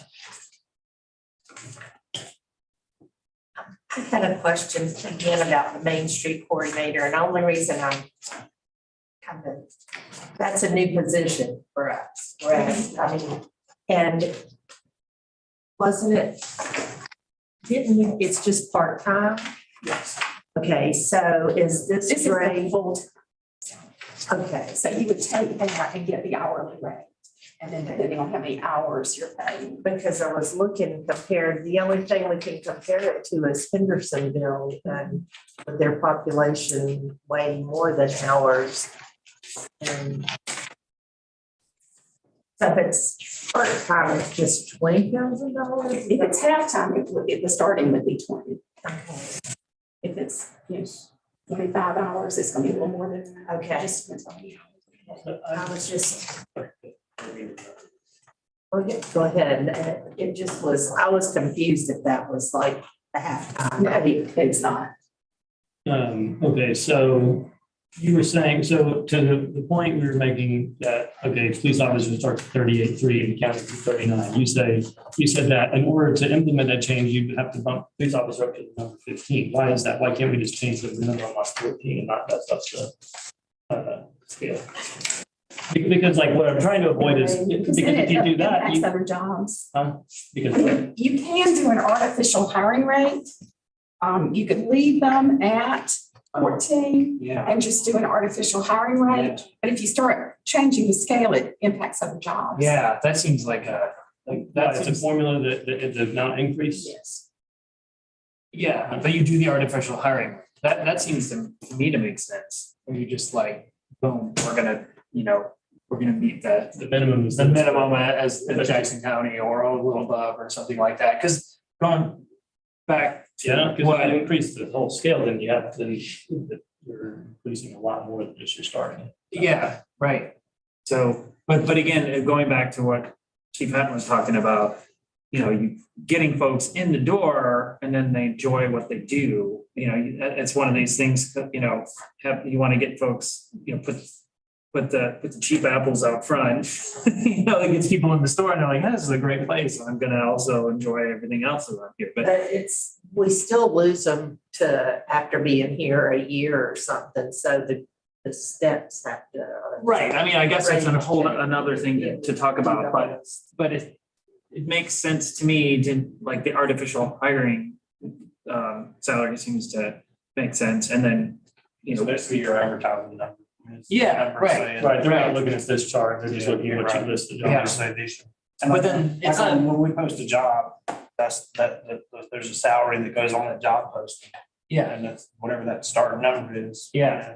And So I think if you do that for one, you're gonna have to do it for all departments, because that creates a discrepancy between, if you do that for police, you're gonna need to do that for public works. If you're trying to match another entity's hiring rate, you're gonna need to keep all planning boards. The grade has to stay the same The grade for stays the same, everybody. but all. what I would get is if we're having a hard time finding folks too, especially like, you know, with the way hiring police officers are, it just gives it maybe another tool in the toolbox to get folks hired. Whereas if we've got a department where it's not hard to hire folks, then we don't have to do that. You know, we're I able to. think hire- that they do it like bonus pay or something. So you don't have any vacancies right now. Right. So what I recommend is holding off, going with what's here. And then if you start recruiting and you've been recruiting for weeks and you're not getting folks, then look at going to. Yeah, that's where we were for the last year. Trying to- Yeah, but I mean, I just to bring it, Paige, is that, what are your thoughts? Well, I'm thinking about how many new officers have been hired in the last year. So if you raise it 1% or something for that hiring position, you're gonna run into conflicts with what ones that have been here a few months are making. Right. Yeah.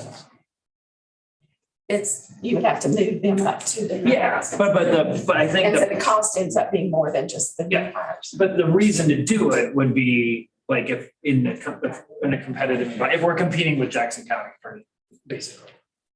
Right, and we don't necessarily need to do this, but that's why I'm just kind of exploring the hypothetical there. Because we have, the police department is full up right now. When we list a new position, we don't list a number, list a range, don't we? So we usually say that the hiring rate is this, dependent upon experience, because we have tried to accommodate as much as we possibly could any experience that someone in the profession that they're applying for has had. So That we is can that a give them credit range? for. So we don't give a range in the posting. It's just, You give it. this is the number, that's the hiring rate dependent upon, those words are in there, dependent upon educate or experience. So in the last, I don't know, 6 or 7 that we've hired at the police department that have had any experience, we've granted that experience so that that person comes in. So if you go to this artificial hiring rate, then what I see happening is somebody that was hired 6 months ago is going to walk out the door Yeah. because somebody coming in right now with the same experience is going to be paid more than them. Or you would Or have to.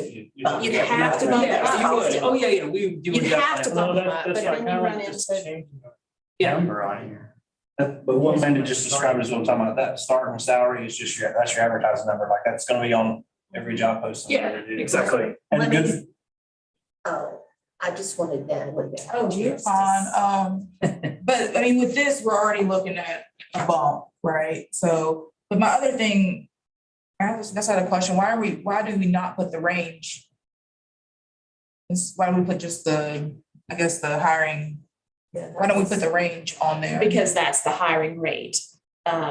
And then we allow for experience once they turn into experience. Which would fall between that range. Would fall within the range. So But you what you can't have put- to understand, is that these grades are like Becky said, are as of right now.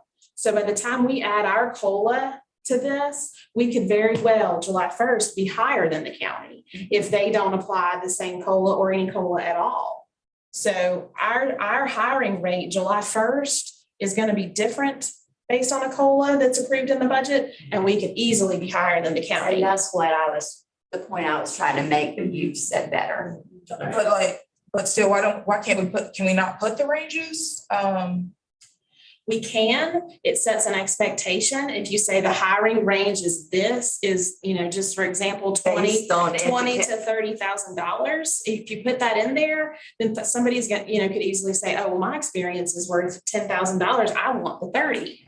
I mean. So we just don't want to set a false expectation There, Every job I've ever accepted was at the bottom of the range. well, I just feel like there's other like employers in the area that some of our larger employers, they do post that range. And I think as a applicant, you're looking at like, this is, even if I stay in this position, here's my room for growth.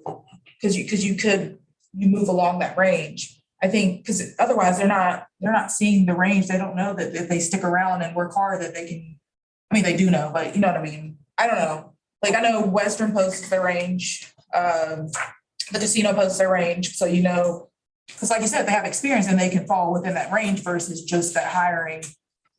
Of the last 4 officers we've hired, those 4 have more experience than the officers we had before. In other words, the ones that left, the new ones have more experience than they did. And so we have hired them at a higher rate, not just the higher range. But that's what my point earlier was just saying that whatever that starting pay number is, that's the number that's the number. So by putting the range there, that helps, I feel like that helps advertise because they know that if I come in with experience, that I'm not gonna get that base level probably. I don't know. Does that make sense? This is all public record though, right, Amanda? It's Absolutely. So this That is was on my our question. website, Yeah. or this is information they can obtain. Yes. And I actually recommend in per the onboarding, employees get a copy of this. Yes. Like if I show up for an interview, I can say, what's the range? I ask you, because you're supposed to, you know, like, what's the range? And then they can tell me. So what's the harm in putting it in the job postings then? Like, if it's public information, like, you can have the higher rate and also have the range, like here's, you know, I think. You're thinking maybe it's a deterrent to see 30,000, that could be 30 to 40,000. Yeah. So you're thinking if the sheriff's office says, well, this is 30 to 45,000, but we only say 30. I mean, I think the range could be helpful and like, I don't know. So just for comparison purposes, the counties list a grade and a hiring range. I mean, the starting hiring rate, not range, on all of theirs. So there's not a range there. And I think we've just all followed the same. So I can do. And some of whatever it is- too has been what we could afford to pay. Yeah. Like if someone vacates a position after they've been here a year, we've got that salary budgeted at that person with 1 year experience. I guess my question is like, what's the harm in the range, putting the range there if it is public? I mean, it is public knowledge. We're not hiding anything. I don't know if that. And I would say that it's sort of discretionary based on experience, how we count experience. I mean, it's not definitely this if you have like. Well, the policy, the pay plan specifies per year what the percent increase is. I'm wondering why we don't just apply that to employees' probation. But it sounds like since we're gonna be doing a COLA, the county's gonna be doing a COLA, we don't know what their COLA is. There's no point in changing these numbers by a few hundred to match theirs when it's all going to change, when this gets actually implemented, right? We can kind of revisit that once we have. Yeah, I mean, and we're full. Well, you I know, think that and you're makes a lot full. of So I mean, sense. like, if we're really, it's like one of these things you might want to think about it or dying to get folks in. If everybody leaves next week. Yes. Mr. Grams look good. I know y'all got other stuff to do. Let me take you to the policy tab. And behind that is just some general management recommendations on 2 pages. And then an updated personnel policy. 98% of it is the same. We updated it for a couple of court cases, one in North Carolina, one federal. We updated a little bit of language. But not any, significant cost or any significant changes in the policy. And then behind the final tab are all the class specifications or job descriptions. So you see the title and you want to go see, that class specification or job description there in the alphabetical order. We do recommend that you not quote adopt these class specifications, that you leave them administrative. So if they need to tweak them a little bit, duties change slightly, but not have to change the classification. I can keep them up to date. So you have to go back to another, thing to see what the rate. Yes, and that's because you might keep the same for 5 years, but the rates change every year. The ranges change every year. Okay, any other questions for me? And like I said, once you've gone through this, if I need to come back, I'll be happy to do that as well. Are the commissioners in here? Or we're outside for something else? Yeah. But no. One thinks we're getting rich. Why'd you say that about out loud? For the record. What are we, grade 1 or something? Less than No grade grade, negative. I'm happy to answer any other questions. If not, thank you very much for the opportunity to work with you again. And I will come on to the meeting. Thank you very much.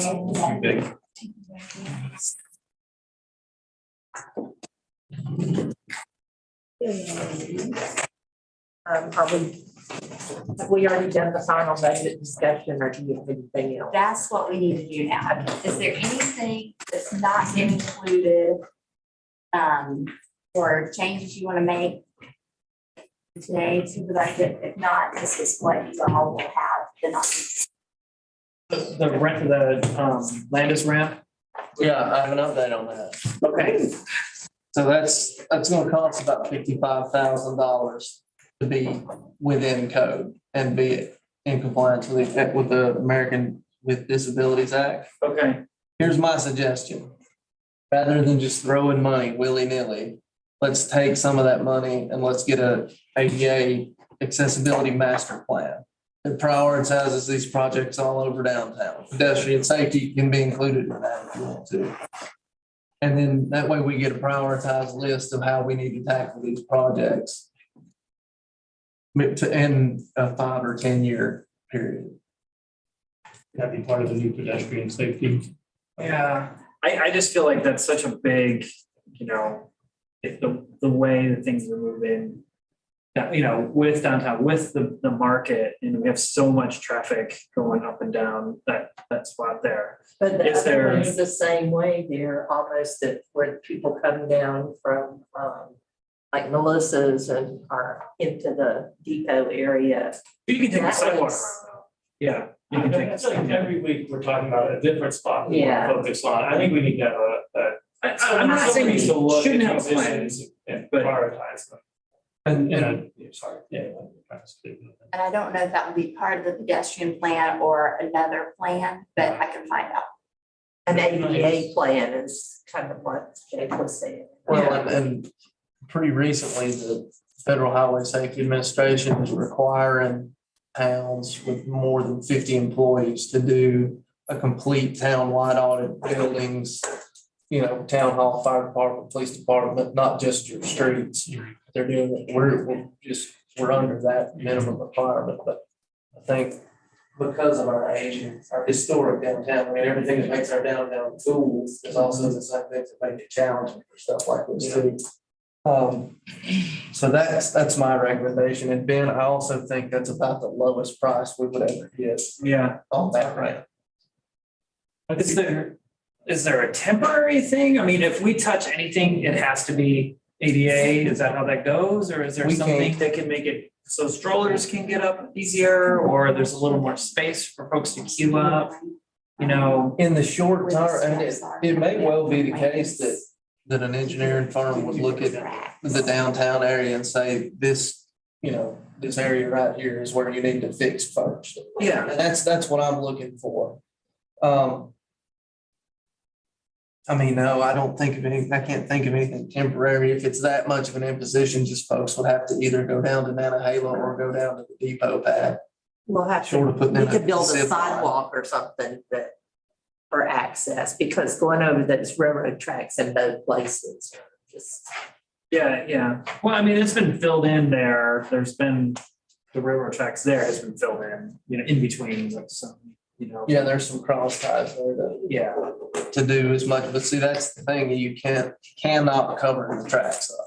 No, So no, I- there, that's in both that location and further down at the depot pad, you're never gonna be any more accessible than what you can do with the tracks. there. Yeah. And that's just. I'm more just that it's the steps, like I think folks could get across the railroad. It's more just that once you go into those steps and it's a really small little platform, once you get to the street level, it's just with little kids and stuff and, that's kind of.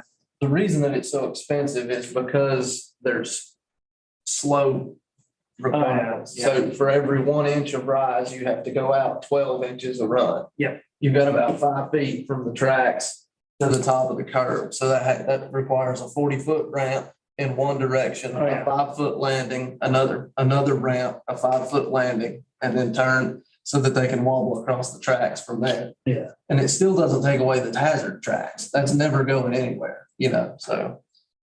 Yeah. So should we leave this out of the budget for now, look at costs for an ADA plan, get some quotes, and then use ART funds for that? Or infrastructure, I don't know, we still don't know about infrastructure, and I think we should still think about it. We don't have any guidance, we don't have any, but to help, Can we get a poll of the board to see if we can just say we would like an ADA study of how much do you think just a study would cost? Franklin's got one on the way right now, 26,000. Their downtown area is similar size, so I would say within 5,000 to 6,000 on either side of that. So is that something the board would be willing to take from, from ARPA money, or maybe by the time we get to that, we will know if we're getting any kind of infrastructure money. That it could be, It seems like a good use of ARP funds. Yeah, it does. Because then it would give us some direction potentially in spending our future ARP funds. How long does a study like that take? I can't answer that. I have to do some research. I'm sure it does. we can't vote, but is that something that everybody would be agreeable to? Yeah. So we can ask Paige and Jake to. We're just having this bathroom discussion, and that's a pretty big deal, and I don't want that to interfere or delay or shift, like the order of it. So I have a big budget concern to bring up the fire department report. The report that group did for us, I had a lot of concerns with it. And I have a lot of concerns on what this does to our budget. And I'm not entirely sure that the way that we're structuring this change is the right way to do it. Like, we're rushing into it and using our current model of, the town of Sylva controlling the fire department to work through this full-time salary change, full-time employee change. And messing with our fund balance in a big way. But it's also, it just doesn't, so the study was sort of, how do we make this work in the current framework? And I think we need to ask ourselves, is the current framework the right way to do this fire department structure? It could be like Cullowhees, an independent fire department. And then we don't have, so like one of the issues is funding of this, right? We're counting on the county to reimburse us for salary expenses that we could never afford ourselves. And there's comments being made by some of the commissioner candidates that the town of Sylva should be paying that and not the county. So if we rush into this and we count on the county to fund this, and then the county changes its mind, then we have a really big problem, because this is an essential service that we provide. And I think there's maybe some ways that we could alleviate that risk by, the fire district tax, or an independent fire department that's not at the sole responsibility of Sylva, but rather Sylva and the county. And then there was lots of, it sounds like the recommendation from the study, it sounded understaffed to me. It was 11 people, and it still didn't meet some certain safety requirements or safety guidelines. And then potentially the county only wants to fund part of that, the 8% option, which is even more at risk. So I feel like this is a lot to take on when this came up in January. I think my opinion is it was too soon or too close to our budget planning and the county's budget planning and everything. And I want to know, and I know we are the town that has a fire department. That's why Cullowhee's unincorporated. That's why they did theirs like that. Cashers is unincorporated. They did a fire tax for them, a fire district. So I think it all needs to be looked at more carefully by us and by the county. I think we got a good study from the group that you got to do that. So I feel it's accurate. But I just worry that after a year, the county will say, we can't afford to give you this money. Paige, we talked about this a little bit, having something in there possibly where like if the county is gonna all of a sudden pull back, they give us 5, 10 years or something like that, some kind of, that's written in the contract where it's not just, overnight type thing. Things like that. I mean, they can't obligate their future boards to fund it, right? I mean, ultimately, they could back out of that agreement. Well, is it a contract? It's not an agreement. I mean, if we're contracting in a way, right, with the county, then they can't just walk away from the contract and sue them. Own the county. I do think there's got to be an agreement with more than 1 year's warning. There are several others we have 5-year agreements on. But how are we gonna increase our budget that much in 5 years or whatever to cover that much money if they say? But before we go into this, have some kind of like, plan what happens. Yeah, what happens? Does that mean? Do we increase taxes that Do we, much? yeah, no, I know. Or do we not respond to fires outside of the town limits? I mean, like things like that, that would have to be. See, that's I think is the flaw in the setup is that it's Sylva's fire department and being funded by a different entity. And I think maybe that's not the right way to do it, right? Because we have one entity bearing all the financial burden and the other entity bearing all the risk. I mean, it just sounds like a setup for failure to me.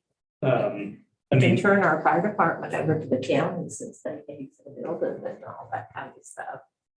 well, and I don't know enough about independent fire departments to be able to answer anything there. I need to do some research on that.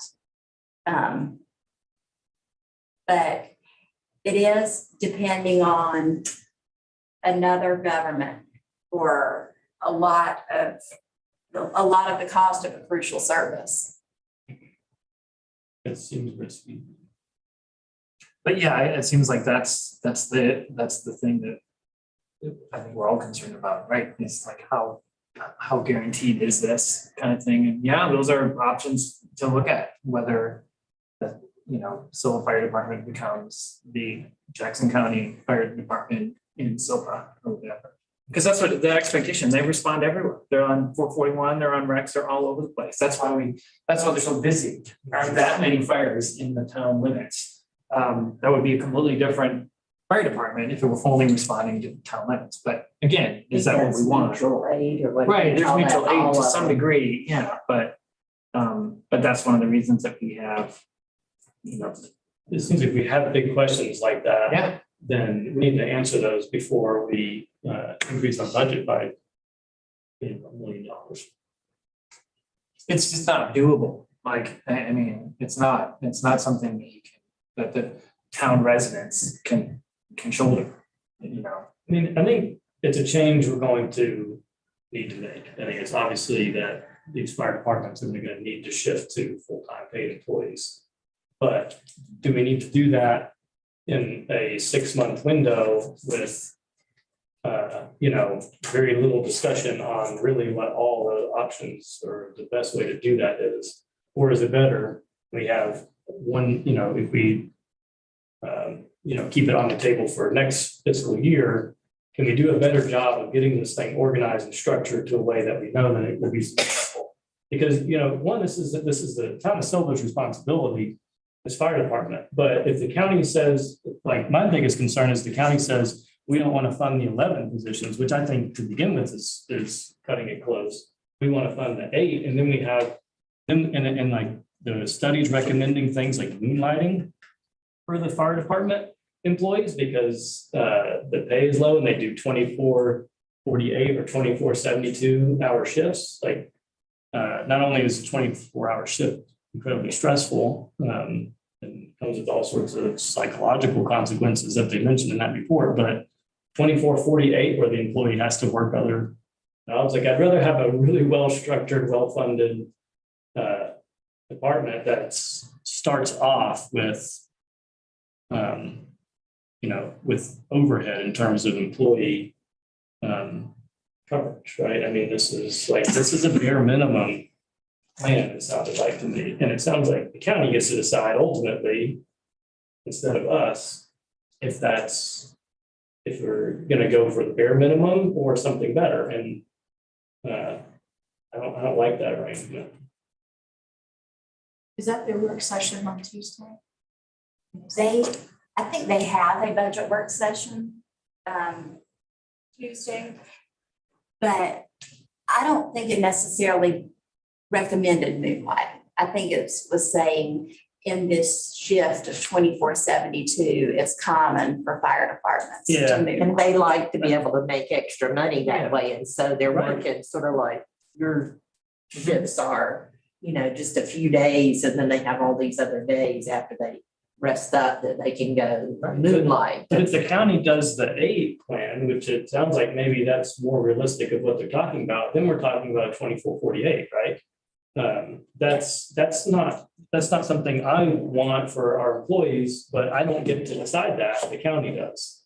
Right, so I mean, that's a red flag for me that makes me hesitant to just go ahead and like adopt our budget for them to decide that.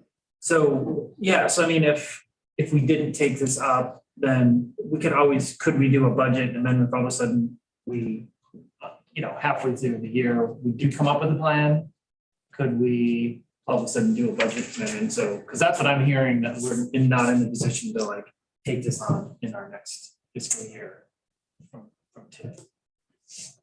You think the county would address it, not at a regular budget? No, they would do it as part of a budget because it would require a tax increase. Right, so we would be, where are they? Are they trying to do it for this next fiscal year or? So that, they've been talking about would they do a tax increase to what amount to do this, whether it's gonna be 8 or 11. But they're planning on doing it, they're planning on having full-time paid fire in the town of Sylva, starting the next fiscal year, I guess is what I'm getting at. Well, I mean, they can't fund it without the board wanting it, but they're Yeah. considering it because we asked them to. Okay, yeah, so chicken or the egg thing. Is the volunteer out once we do this? Like, No, it would always have to be a combination of paid and. I think the study showed 22 volunteers. One of those pages, the organization. if we have 8 staff and 22 volunteers, is that enough to staff the fire department? Make everybody happy as staffed employees versus. I don't know, he mentioned something sort of offhand, like some people are really mad about not being a volunteer fire department anymore. I don't know what that was about, so. So volunteers could always supplement the employees on the shift. And that's what gets you closer to that safety regulation that they're talking about. But they couldn't fill one of the paid positions. Right. Once, They can't fill in for somebody who's sick. well, they could still come, they just wouldn't be paid.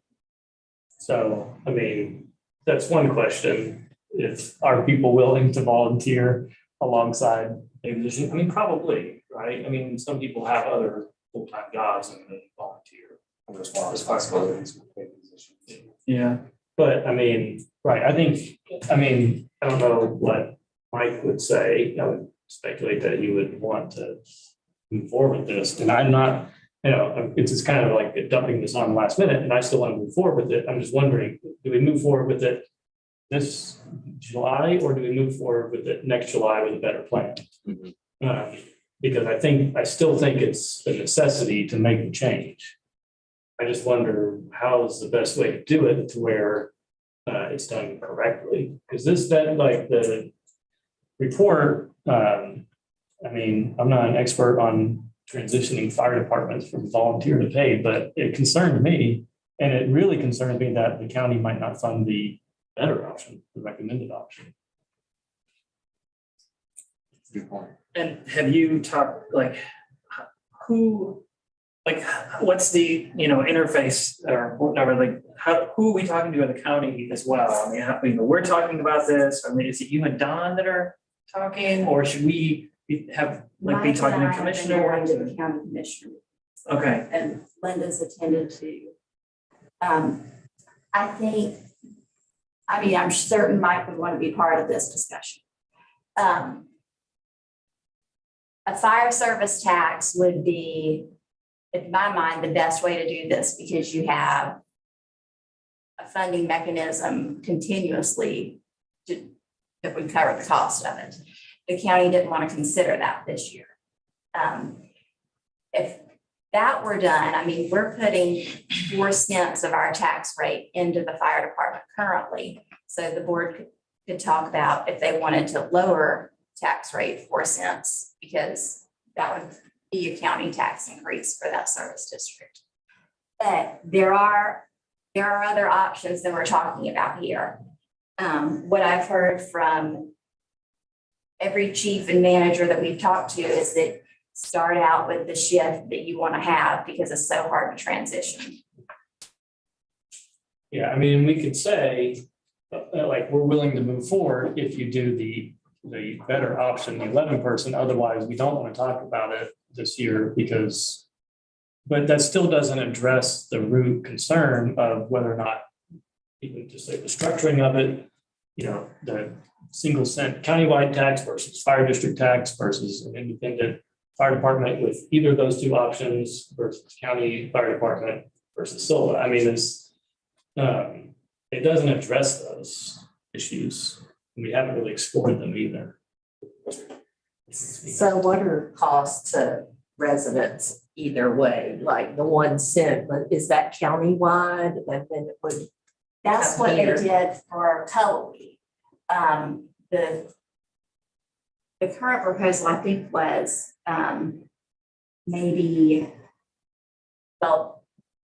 it's around a 0.5 cent for 8 employees and maybe around 65 to 10 cents for 11. So I'm just going off the top of my head there. But the 11 is still less than the fire district tax, right? It's like 7. That'd be around 7, yeah. I mean, if you lived in city limits and we lowered our rate by 4, it'd be a 3 cent increase. And if you lived right out, if you're in that unlucky zone, right outside city limits, then you'd be at 7. Oh, no, everybody would get 7. They just they'd already, like, it would be up to the town board whether you lowered it. Right. So if we lowered it, if you're in city limits, you pay 3 cents more. So that's another countywide 7 cents. No, not countywide, just the SYLVA fire district, right? Yeah. which is where, again? How big roughly the fire district, the SYLVA fire district? So it touches Savannah, Walla, Balsam. It's in your map. Yeah, I know it. It's yeah. I know it's good. Yeah. Yeah, it's big. It's a lot of people. I wonder if we could do so if we do the fire district, that still lets you hire firemen. Yes, Okay. they would still be town employees.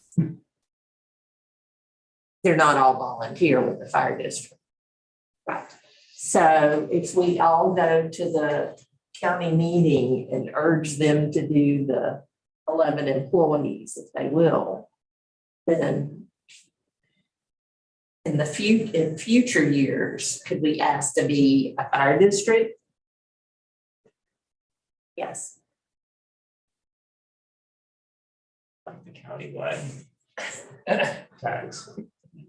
I mean, but it does, like, having like a designated revenue stream seems to make the most sense rather than just Yes. relying on the commissioners, the county commissioners to be like, sure, so here's your money. No, sorry. Right, yeah. The fire district would be more financially sound. Yeah. Stable. But I mean, is that something they could reduce or change or Yeah, they could change the district lines at any time. they could change the lines, they could change the tax rate? The tax rate would have to be changed during a budget cycle. I mean, we cannot do this on our own. I think like that is one of the, that is a takeaway. We cannot and will not do this put this on the shoulder of the town's of the residents, period. And so we have to find, we have to work with the county. It sounds like it's gonna have to happen, but we have to have some guaranteed revenue for the SYLVA Fire Department full-time. Right? Does that sound like a pull together thing? And when does the county finalize their budgets? Theirs is later. It's July 21st. June 21st, sorry, June. I have a quick question. The 11 full-time, how many volunteers did they say? Is that the 22 that y'all? The study showed And that 22 might be based off of their current roster Yeah. of what they have left. So what are we doing with this budget? Thank you. Bring us back. We need to wait. Yeah, I don't think we include the fire in the, the full-time fire folks. That seems to be what I'm hearing. Yeah, I just don't want to give the county the impression that we're dropping it, or give the fire department the impression that we're No. just dropping it. And we say we're contingent upon their approval, Did it what? contingent upon their budget approval.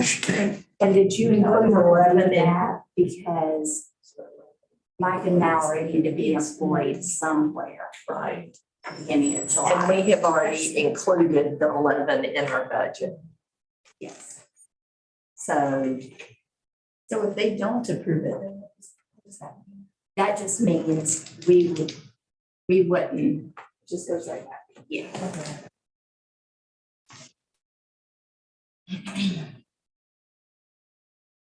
So, I mean,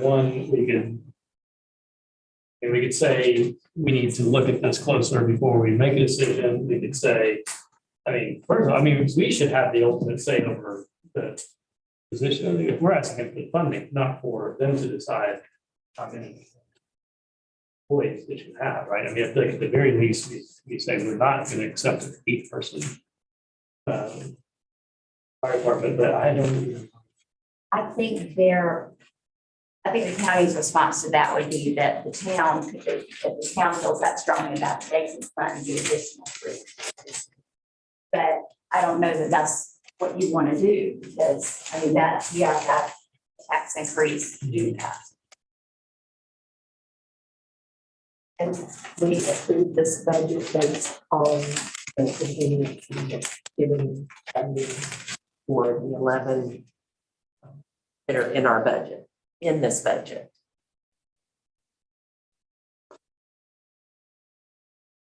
Because they're all in here. I think that needs to be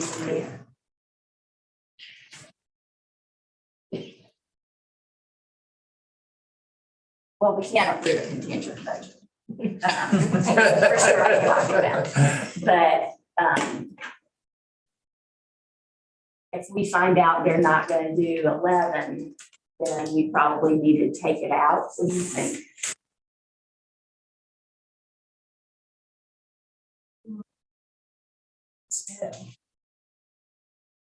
If they set their tax rate based on Yeah. what they're giving us, is what concerns me. We need to make this decision Yes. jointly with them. Yeah, definitely. That's, we need to have some. Even if they did say they were doing 11, are we comfortable making that change this year? In this current setup that we have? Town of SYLVA, controlling fire department and county funding it like that. I think then is when we find out if they will do 5 years, if they will, this is will be enforced for 5 years or 3 years, not 1 year, but, you know, a number of years. And then we just really need to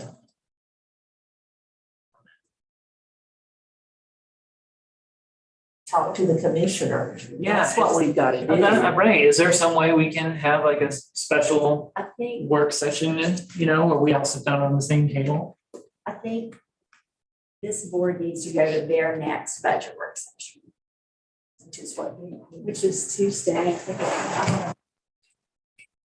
Or if not the next one, the one after, but I'll talk to Don about that. I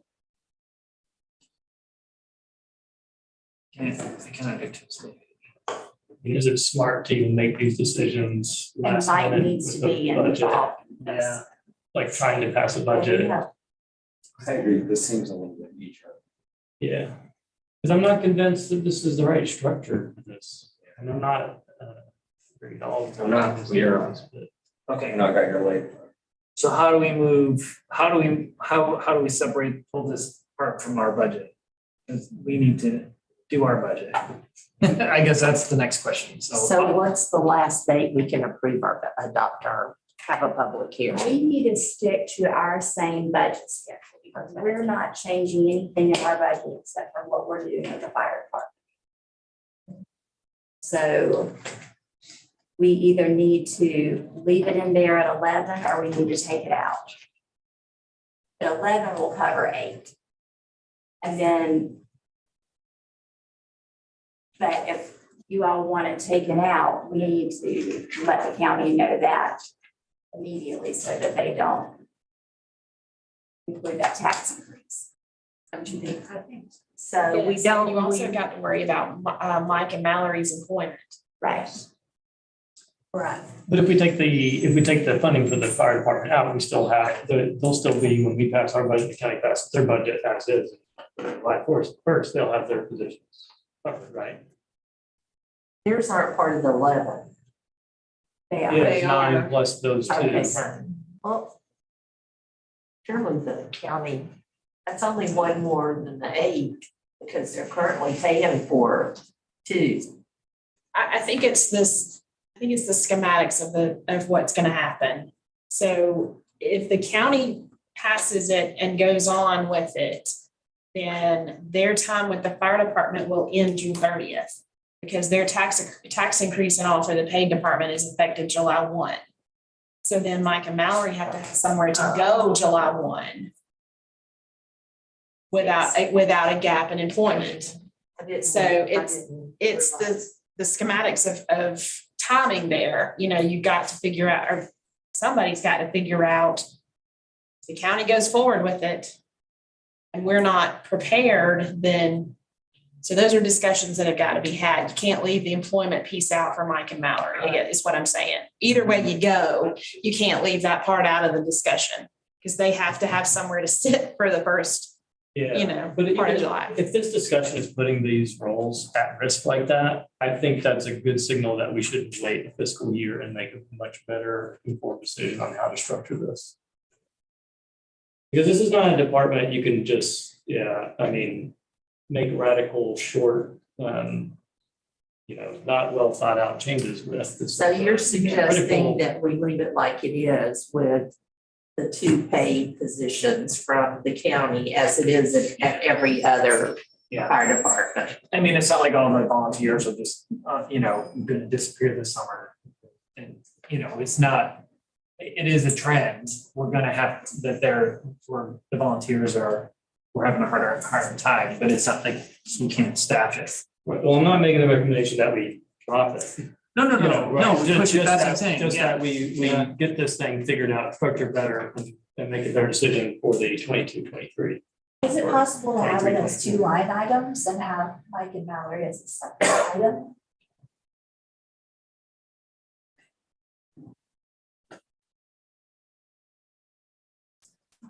So you. But it's like they're They're currently, county employees. yeah, Right now. and wouldn't With they the stay that way? So could maybe a current and the other one be a like optional? One we're definitely in agreement on, the other one we're not. We know that they're gonna fund it this coming year, but we don't know if they're gonna fund it. So how bad a position would it could have been to have 10 employees instead of 11? You were saying the shifts. We could get a breakdown of what the shift would be for 10, but.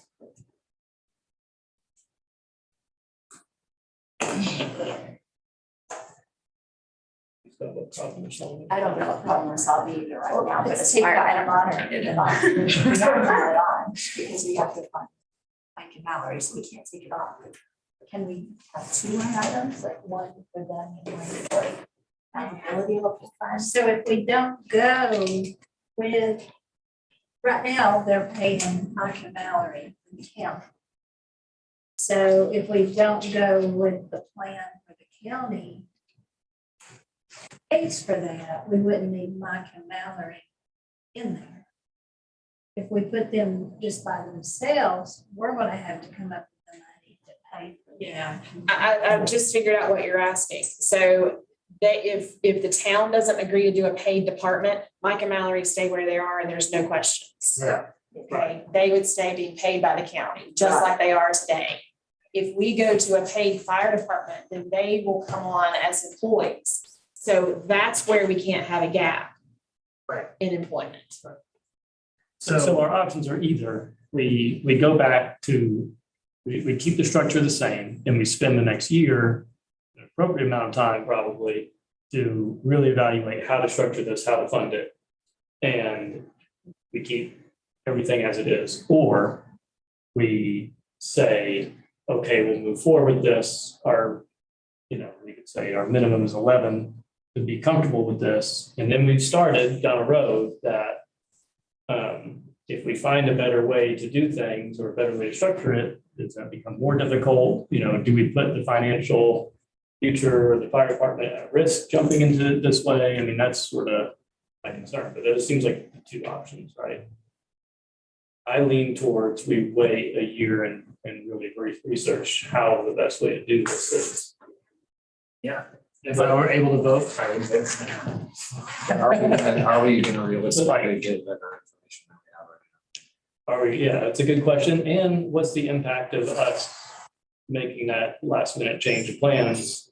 How does that affect employees or the volunteers of the fire department right now that are maybe expecting to hopefully be a position? I mean, I don't know. It's a tough- How many of the volunteers will we plan to hire?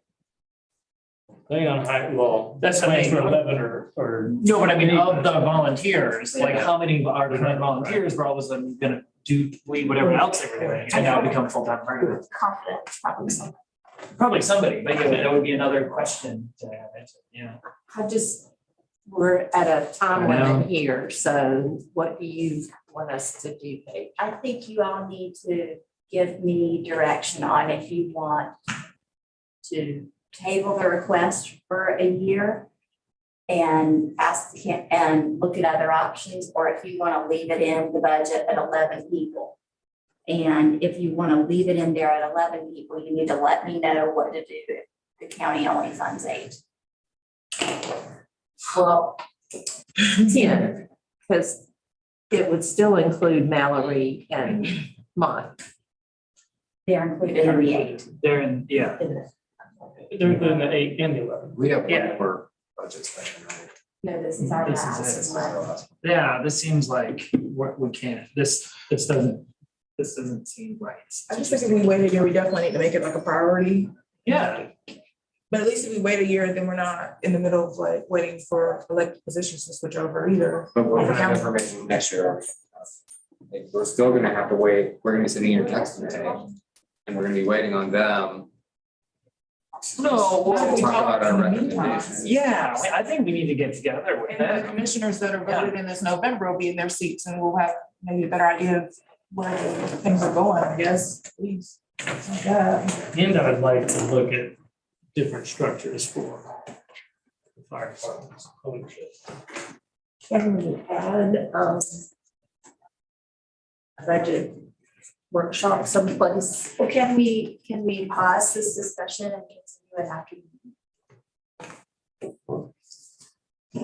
Today. Yeah, I understand 2 minutes to I mean, resolve. it's clear we're Yeah, not exactly. where we need to. Sometimes I'll call. I'm going. So, I mean, can we I'll go stay into at recess? home.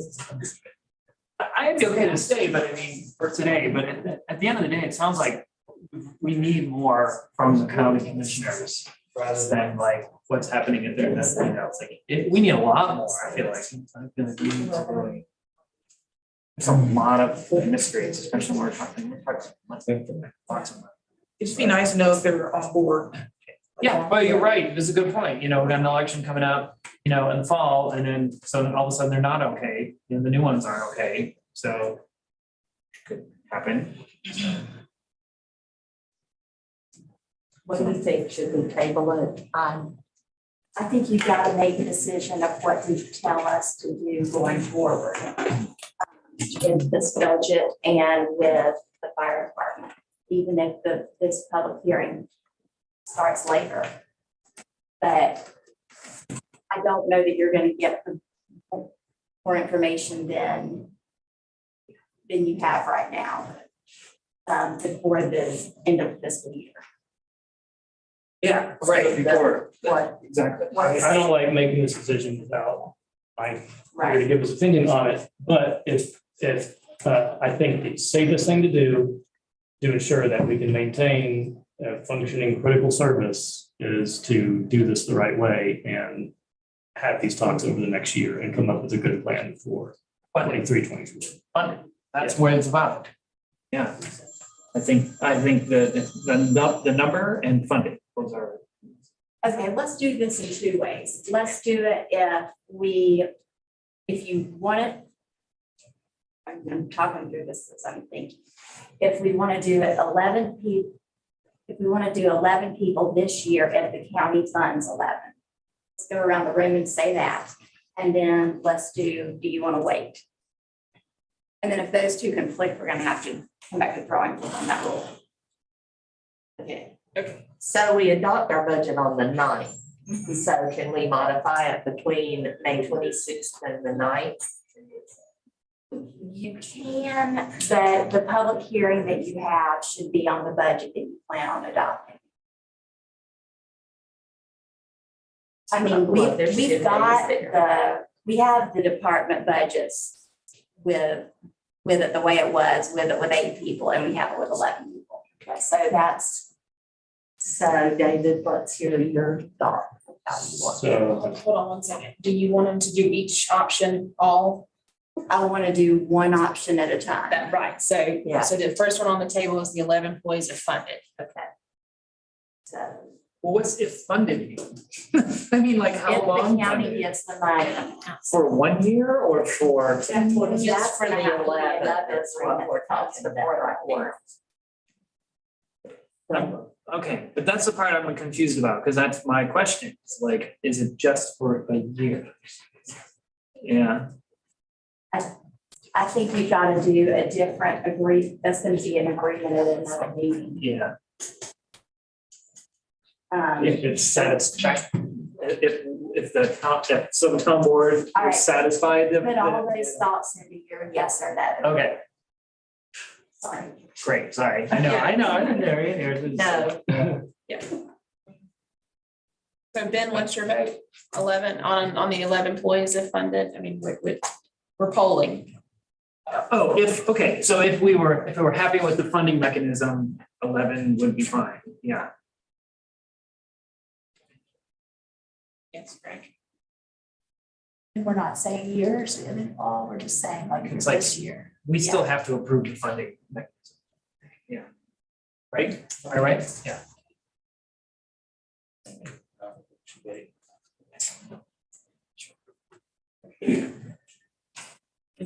So then her next option, Was. Leave it at this. Wait, what's the next? Yeah, and I think I've got to add the third option for the 8. So that we've got That's what I- direction. So let's do the 8. Yeah. to do 8 employees next. Sorry with me again. I don't know, it seems like, I'd say no. Like 11.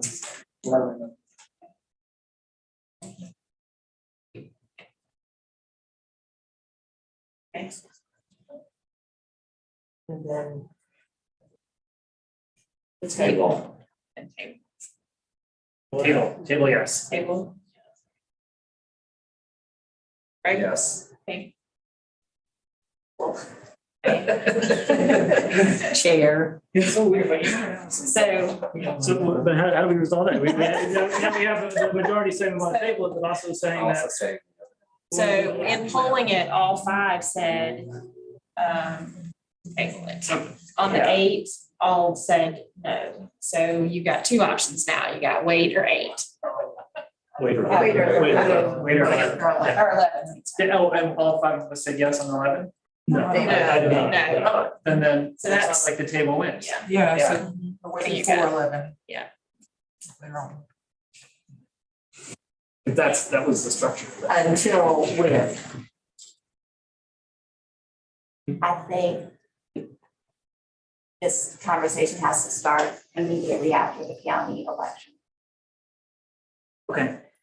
Yeah, So I just want to make sure that we're not leaving out Mike and Melanie by tabling it. I don't think we are. I think we're asking the county to continue funding the fire services in the way they have been. I think Mike and Mallory would need to be present if we were going back and forth and meet. If they like that. They would have much more in that. We just want to leave things as is. Just like our table is. Yes, this fiscal year. And we are interested in, when we finally get it funded, 11 seems to be a good. So, and I think like we need to request that they talk about this at the beginning. So that we're not sitting here Yeah. end of May Yeah. wondering what's gonna happen. Okay, so you want to tell the county you don't want them to do this year. Or you want to tell them that you're okay with 11. I think all of us but David are okay with 11. If they don't want to do 11, we do. Is that what everybody's understanding?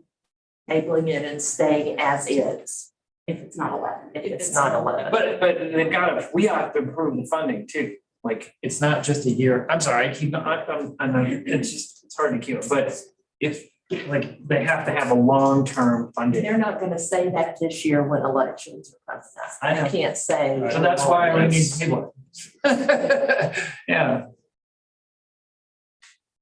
But that's how I vote. I mean, that was my intention, that we would have a final say on funding.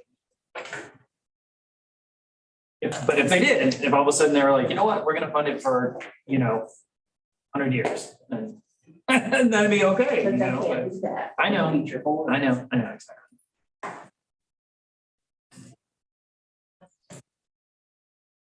All right, what, is that direction for y'all? Yes. Then do I have a motion to adjourn this work? I motion we adjourn. All those in favor, I'm not saying aye. You know, opposed? That bathroom break? Yeah. Have me write it down. Sorry, everybody.